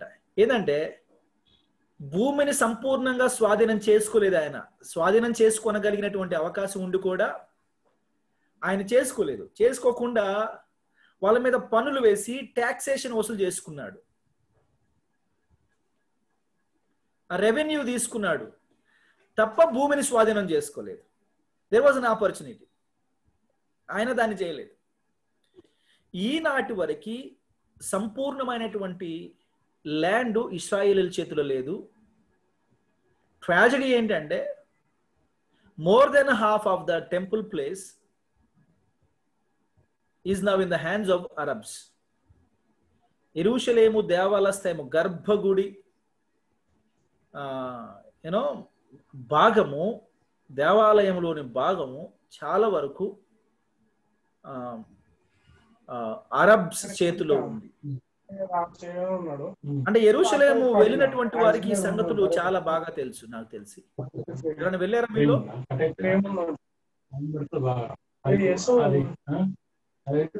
అది లోపల అది వేరే నేను చెప్పిన అది చూసిన అది వేరే.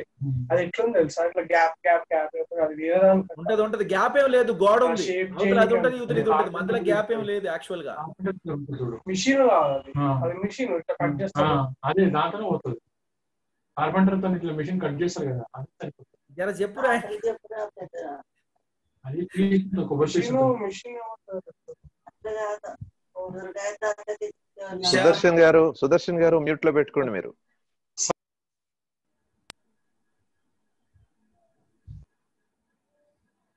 సుదర్శన్ గారు బాగా రిపీట్ చేస్తున్నారు ఈ ప్రాబ్లమ్స్. Okay sir, okay. ఏం చేస్తున్నావు బిషప్? క్లాస్ ఇన్వయా, తర్వాత మాట్లాడదు. Okay okay right, moving on. ఈనాటికి ఇశ్రాయేలీయుల దేవాలయము, యెరూషలేము దేవాలయము, గర్భగుడి చాలా భాగము అరబ్స్ చేతిలో ఉంది. మాస్క్ ఉంది అక్కడ.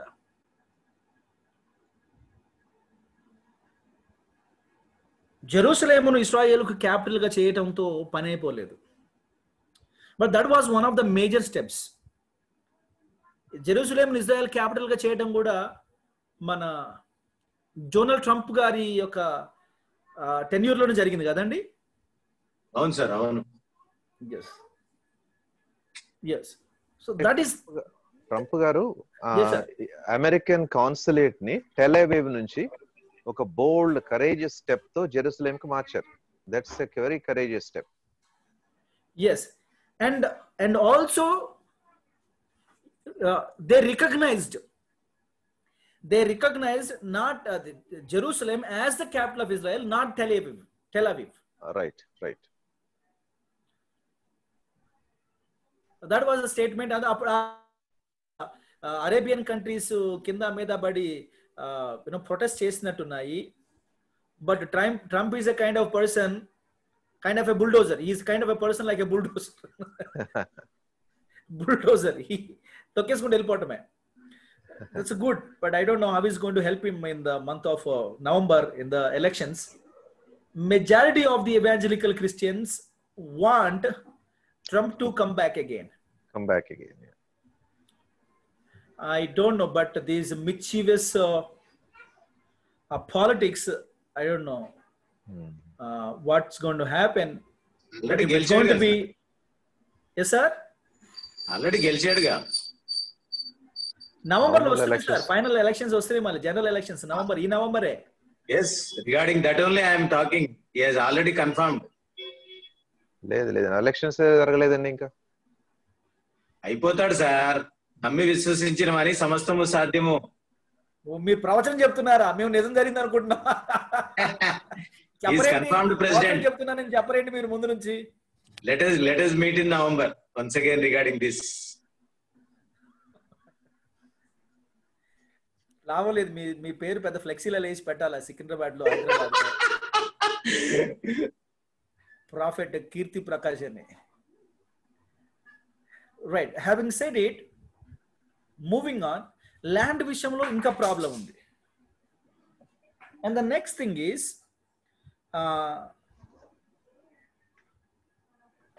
the throne, simhasanam.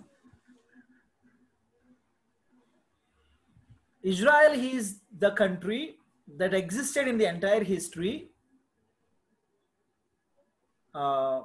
which has been ruled by other countries, and the country that has been ruled mostly by other countries and yet survived. I don't know if I made the statement correct. I will have to rephrase it. Israel is the oldest country that survived, even though it has been ruled by others for the most, how do you say it? Yeah. Let us come to Telugu. లేదు sir, English లో, తెలుగులో చెప్పమంటారా? అయితే Greek హెబ్రీలో చెప్తే మేము పరిశాన్ అవుతాం అందుకు.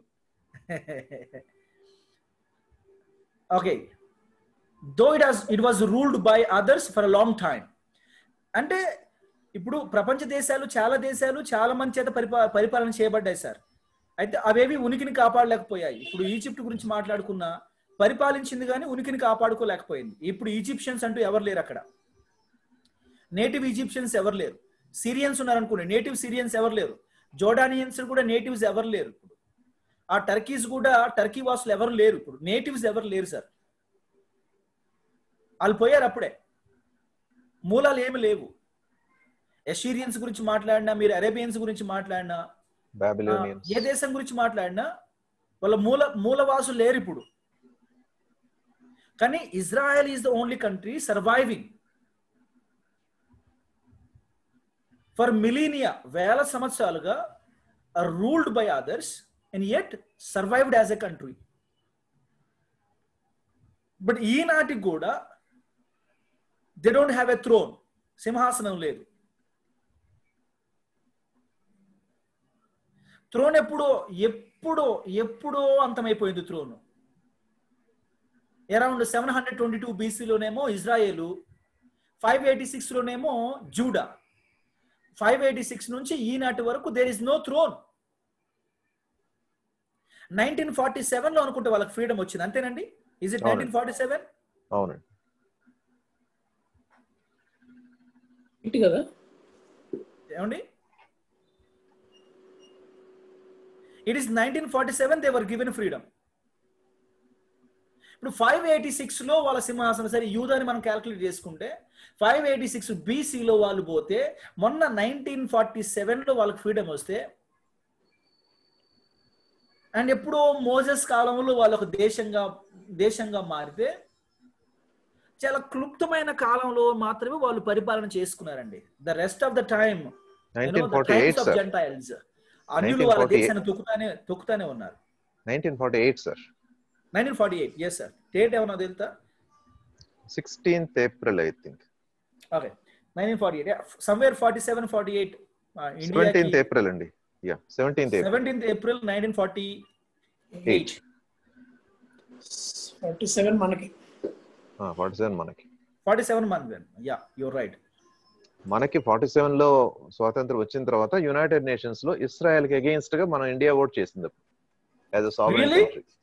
Yeah, such an ungrateful act. అది నా ఆశ్చర్యం ఏంటండి, ఎంతో కాలం మనము వేరే వాళ్ళ చేత పరిపాలించబడి we know how hard it is to be ruled by others, and yet we did not support a country which is also struggling like we struggled for years. కదండి, so mean. అప్పుడు రష్యా సామ్రాజ్యవాదంతో బాగా influence ఉండిందండి India అప్పుడు. I see that. But anyway, in spite of that, Israel has been our best friend. ఇప్పుడు even Kargil war దగ్గర మొదలుకుంటే, I mean, it has always been great help and friend in need అన్నమాట, assisting us, technically assisting us. Yes. Defense లో కూడా assisting us. వ్యవసాయంలో. Yeah, of course, agriculture and stuff. And having said it, moving on further, ఇప్పుడు ఆ land problem అలాగే solve కాలేదు, ఈ థ్రోను అలాగే సాల్వ్ కాలేదు.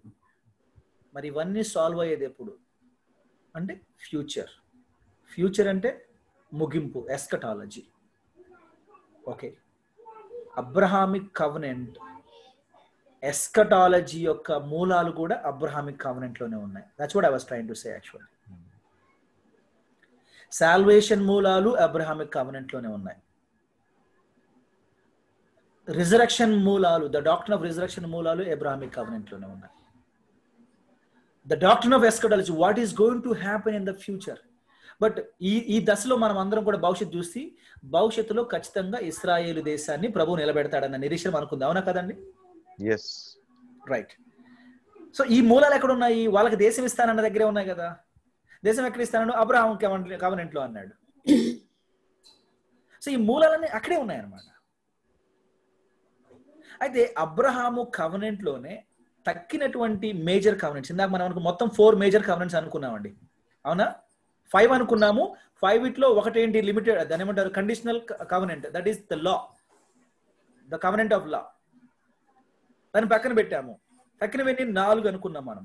ఆ 4 కవెనెంట్స్ లో అబ్రహాం కవెనెంట్ లో ఉన్నటువంటి మూడు ఎలిమెంట్స్ తోటి తక్కిన 3 కవెనెంట్స్ ఉన్నాయి. అంటే ఒక్కొక్క ఎలిమెంట్ ని బేస్ చేసుకొని ఒక్కొక్క కవెనెంట్ ని దేవుడు చేశాడు. ఆ కవెనెంట్లు అబ్రహాము యొక్క కవెనెంట్ లో అంతర్భాగమే.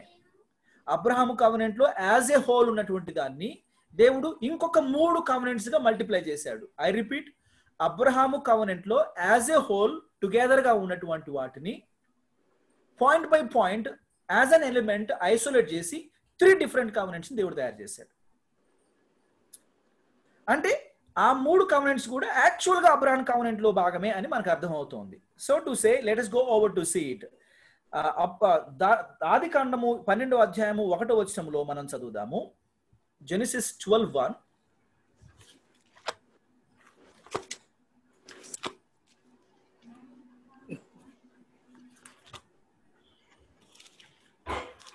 యెహోవా, నీవు లేచి నీ దేశము నుండి, నీ బంధువుల యొద్ద నుండి, నీ తండ్రి ఇంటి నుండి బయలుదేరి నేను నీకు చూపించు దేశమునకు వెళ్ళుము.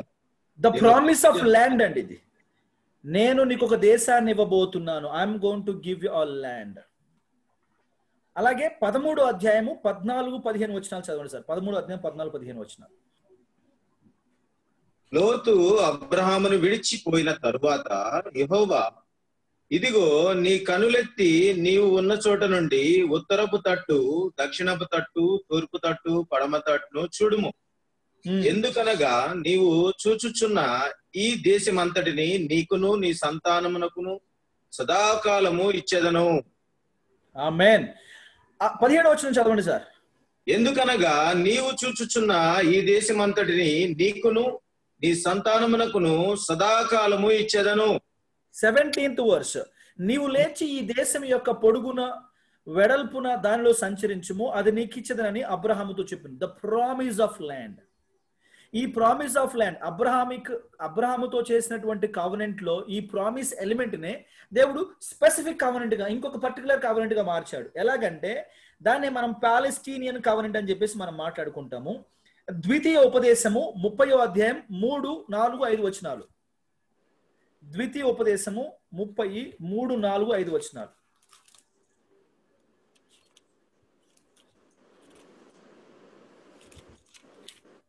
నీ దేవుడైన యెహోవా చెరలోని మిమ్మల్ని తిరిగి రప్పించును. ఆయన మిమ్మల్ని కరుణించి నీ దేవుడైన యెహోవా ఏ ప్రజలోనికి మిమ్మల్ని చెదరగొట్టినో వారిలో నుండి తాను మిమ్మల్ని సమకూర్చి రప్పించును. మీలో ఎవరైనా ఆకాశ దిగంతములకు వెళ్ళగొట్టబడినను అక్కడ నుండి నీ దేవుడైన యెహోవా మిమ్మల్ని సమకూర్చి అక్కడ నుండి రప్పించును. నీ పితరులకు స్వాధీనపరిచిన దేశమున నీ దేవుడైన యెహోవా నిన్ను చేర్చును. నీవు దాన్ని స్వాధీనపరచుకొందువు. ఆయన నీకు మేలు చేసి నీ పితరుల కంటే నిన్ను విస్తరింపజేయును. చాలండి. అంటే అక్కడ అబ్రహాం అనబడినటువంటి వ్యక్తితో చేసినటువంటి దాని ఏమంటారు, ఆ కవనెంట్ ని యాజ్ ఎ పీపుల్ ఇక్కడ దేవుడు రిపీట్ చేస్తున్నాడు.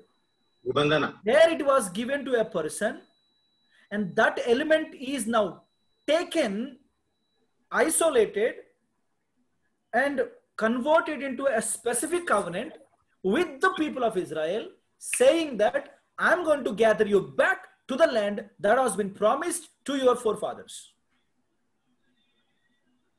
We call it the covenant of the Palestinian covenant. That Israel is going to be finally and permanently restored back into its land. తాతల ముత్తాతల నుండి వాగ్దానం చేయబడుతూ వచ్చి ఎప్పటికీ స్వాధీనపరచబడినటువంటి భూభాగము శాశ్వత ప్రాతిపదికన స్వాధీనపరచుకొనబడి వాళ్ళు దాంట్లో ఎంజాయ్ చేయబోతున్నారు. Can you guess when is this time going to come? End time again. ఎప్పుడు ఈ సంఘటన ఇది ఎప్పుడు జరిగే అవకాశం ఉందని మీకు అనిపిస్తోంది? Millennium? Absolutely right. After the rapture. Yes, millennium, sir. Yes. Millennium. Yes. ఇప్పుడు నెక్స్ట్ ఉండేది ర్యాప్చర్ తర్వాత ట్రిబులేషన్. Yes.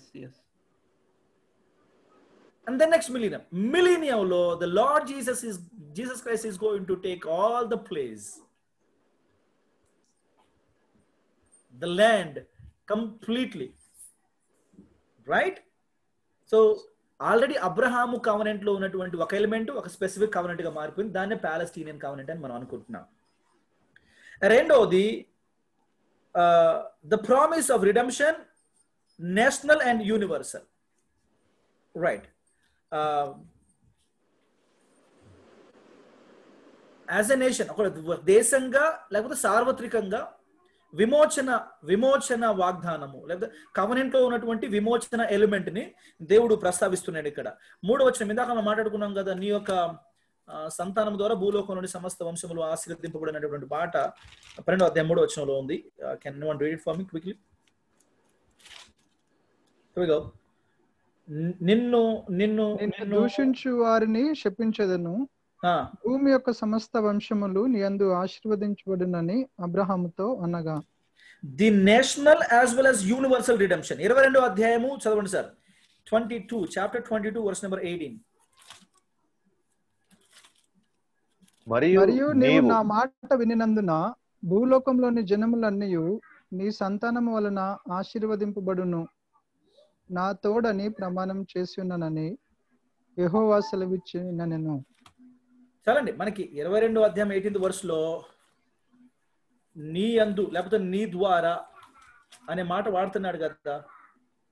భూలోకములోని జనములన్నీ నీ సంతానం వలన ఆశీర్వదింపబడునని నా తోడని ప్రమాణం చేశాడట. ఇదే వాగ్దానమును దేవుడు మళ్ళీ దాన్ని ఆ ఎలిమెంట్ అబ్రహాము నిబంధనలోని ఈ ఎలిమెంట్ ని తీసి స్పెసిఫిక్ కవెనెంట్ కి కూడా మార్చాడు. అదేంటంటే దాన్ని మనము న్యూ కవెనెంట్ అంటున్నాం. నూతన నిబంధన, క్రొత్త నిబంధన, నూతన నిబంధన అంటారు. ఇర్మియా గ్రంథం 31వ అధ్యాయము, ఇర్మియా గ్రంథం 31వ అధ్యాయము 31 నుంచి 40.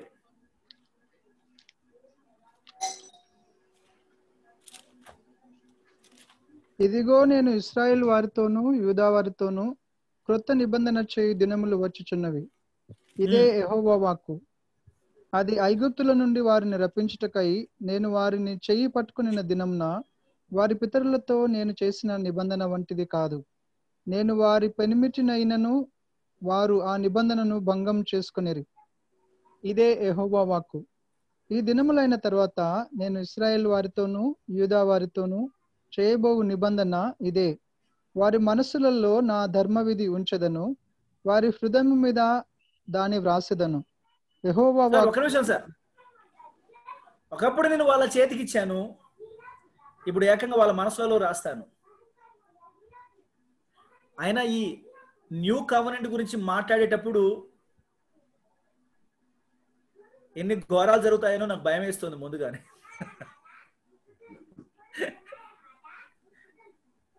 Right. So but I'm sure, I'm hoping the very best for all of us. అంటే ఖచ్చితంగా నేను చేసిపోయేటటువంటి ఆ కొత్త నిబంధన ఎలా ఉంటుందంటే, వాళ్ళ చేతికి ఇచ్చి మీరు నేర్చుకొని, మీరు దిద్దుకొని, మీకు మీరుగా సవరించుకొని, మీకు మీరుగా సాధించుకోండి, ఇట్లా ఉండదు. ఏకంగా వాళ్ళ మనసుల మీద నేను రాస్తాను, నా అంతటి నేనే వాళ్ళని రక్షిస్తాను, వాళ్ళు నాకు ప్రజలై ఉంటారు, నేను వాళ్ళకి దేవుడినై ఉంటానని దేవుడు వాగ్దానం చేస్తున్నాడు. దీనికి ద న్యూ కవెనెంట్, నూతన నిబంధన, ఇదిగో నేను ఒక నూతన నిబంధన చేస్తున్నాను అన్నట్టుగా. రైట్. హెబ్రీ పత్రిక 8వ అధ్యాయము, Hebrews chapter 8 verse number 6 to 13. ఈయన అయితే ఇప్పుడు మరి ఎక్కువైన వాగ్దానములను బట్టి నియమింపబడి మరి ఎక్కువైన నిబంధనకు మధ్యవర్తి అయి ఉన్నాడు గనుక మరి శ్రేష్టమైన సేవకత్వం పొంది ఉన్నాడు. ఎలయనగా ఆ మొదటి నిబంధన లోపము లేనిదైతే రెండవ దానికి అవకాశం ఉండనేరదు. అయితే ఆయన ఆపేక్షించిన వారితో ఇలాగూ చెప్పుచున్నాడు. It is repeated. ఇర్మియా గ్రంథంలోని సంగతులు రిపీటెడ్. ప్రభు ఇట్లా నేను, ఇదిగో ఒక కాలం వచ్చుచున్నది, అప్పటిలో ఇశ్రాయేలు వారితోనూ యూదా వారి ఇంటి వారితో నేను క్రొత్త నిబంధన చేయుదును. అది నేను ఐగుప్తు దేశములో నుండి నీ పితరులను వెలుపటి రప్పించుటకై వారిని చెయ్యి పట్టుకునే దినమున వారితో నేను చేసిన నిబంధన వంటిది కాదు. Is referring back to the law. అది కాదు. ఏంటంటే వారు నా నిబంధనలు నిలవలేదు. నేను ఇచ్చాను, రాసి చేతికి ఇచ్చేసి గైస్ దీని ప్రకారం నడుచుకోండి అన్నాను. అవతల కాలేదు గనుక నేను వాళ్ళని అలక్ష్యం చేసి అని ప్రభు చెప్తున్నాడు. ఆ దినములైన తరువాత ఇశ్రాయేలు ఇంటి వారితో నేను చేయబో నిబంధన ఏంటంటే, వారి మనస్సులో నా ధర్మ విధులను ఉంచదును, వారి హృదయముల మీద వాటిని వ్రాయుదును. నేను వారికి దేవుడిని ఎందును, వారు నాకు ప్రజల ఎందురు. వారిలో ఎవడును ప్రభువును తెలుసుకునుడని కొనుడని తన పట్టణస్థునికైనను తన సహోదరునికైనను ఉపదేశం చేయడు. ఇక ఎవడు చెప్పాల్సిన అక్కర్లేదు. I will change them. The national salvation. This is going to be the national salvation. Israel is going to be saved as a nation. మనం ఇప్పుడు బయటికి వెళ్ళి సువార్త ప్రకటిస్తున్నాము. మనము నేషనల్ సాల్వేషన్ ప్రకటిస్తున్నామా, ఇండివిజువల్ సాల్వేషన్ ప్రకటిస్తున్నామా? అబ్సల్యూట్లీ ఇండివిజువల్ సాల్వేషన్ ప్రకటిస్తున్నాము, నాట్ ఏ నేషనల్ సాల్వేషన్. ప్రభు ఇప్పుడు మన కుటుంబాల్లో కూడా కొందరు మారుమనసు పొందారు, కొందరు మారుమనసు పొందలేదు. మనం ఫ్యామిలీ సాల్వేషన్ కూడా ప్రకటించట్లేదు as a matter of fact. Are you preaching a family salvation? నువ్వు ఒక్కడ నమ్ముకో అబ్బాయి సరిపోద్ది మీ ఇంట్లో అని చెప్పేసి అంటున్నామండి? లేదు కదా. రైట్. వారిలో చిన్నవారు మొదలు పెద్దల వరకు అందరూ నన్ను తెలుసుకుందరు. నేను వారి దోషముల విషయమై దయగలిగి వారి పాపములకు ఎన్నడూ జ్ఞాపకం చేసుకున్న ప్రభు సెలవిచ్చున్నాడు. ఆయన కొత్త నిబంధన చెప్పుట చేత మొదటిది పాతగా చేసినట్టు ఎలా ఏది పాతగిరి ఉడిగిపోవనో అది అదృశ్యముడు సిద్ధంగా ఉన్నది. I said it. అబ్రహాముతో చేసినటువంటి వాగ్దానం, నీ యందు నీ యొక్క సంతతి ద్వారా భూలోకంలో సమస్త వంశంలో ఆశీర్వదింపండి అని ఏదైతే దేవుడు పాయింట్ చెప్పాడో దాన్ని ఎలాబరేట్ చేస్తూ దాన్ని ఒక స్పెసిఫిక్ కవెనెంట్ గా I'm going to make a new covenant. ఇప్పుడు ఓల్డ్ కవెనెంట్ ఎవరిదండి? ఇశ్రాయేలీయులదండి. మరి న్యూ కవెనెంట్ ఎవరిది? వాళ్ళదే, ఇశ్రాయేలీయులదే. ఆత్మీయమైన ఎస్ సార్, మీరు మాట్లాడి ధైర్యంగా మాట్లాడండి, ఇబ్బంది ఏం లేదు. ఈ కాంటెక్స్ట్ లో అయితే this is for them only. Old covenant ఎవరిది అది చెప్పండి. ఇశ్రాయేల్. ఇప్పుడు ఏ కవెనెంట్ లేని మన దగ్గరికి వచ్చేటప్పటికి మాకు కొత్త నిబంధన వచ్చినా మనం అనొచ్చా? కొత్త అని ఎవరు అనాలి? పాత తెలిసిన వాళ్ళు. ఇప్పుడు మనం వెళ్ళి కొత్తది మాది అంటే అసలు పాత ఎదురా అంటాడు ఎవడైనా. నీ పాత తీసుకురా ముందంటాడు, నీ పాత తీసుకొని రా ముందంటాడు. మీ పాతది ఏడుంది ఇప్పుడు? అది కదా సార్, ఇండివిజువల్ గా జెంటైల్స్ గా మాది కొత్తది అని మనం అంటున్నాం కదా.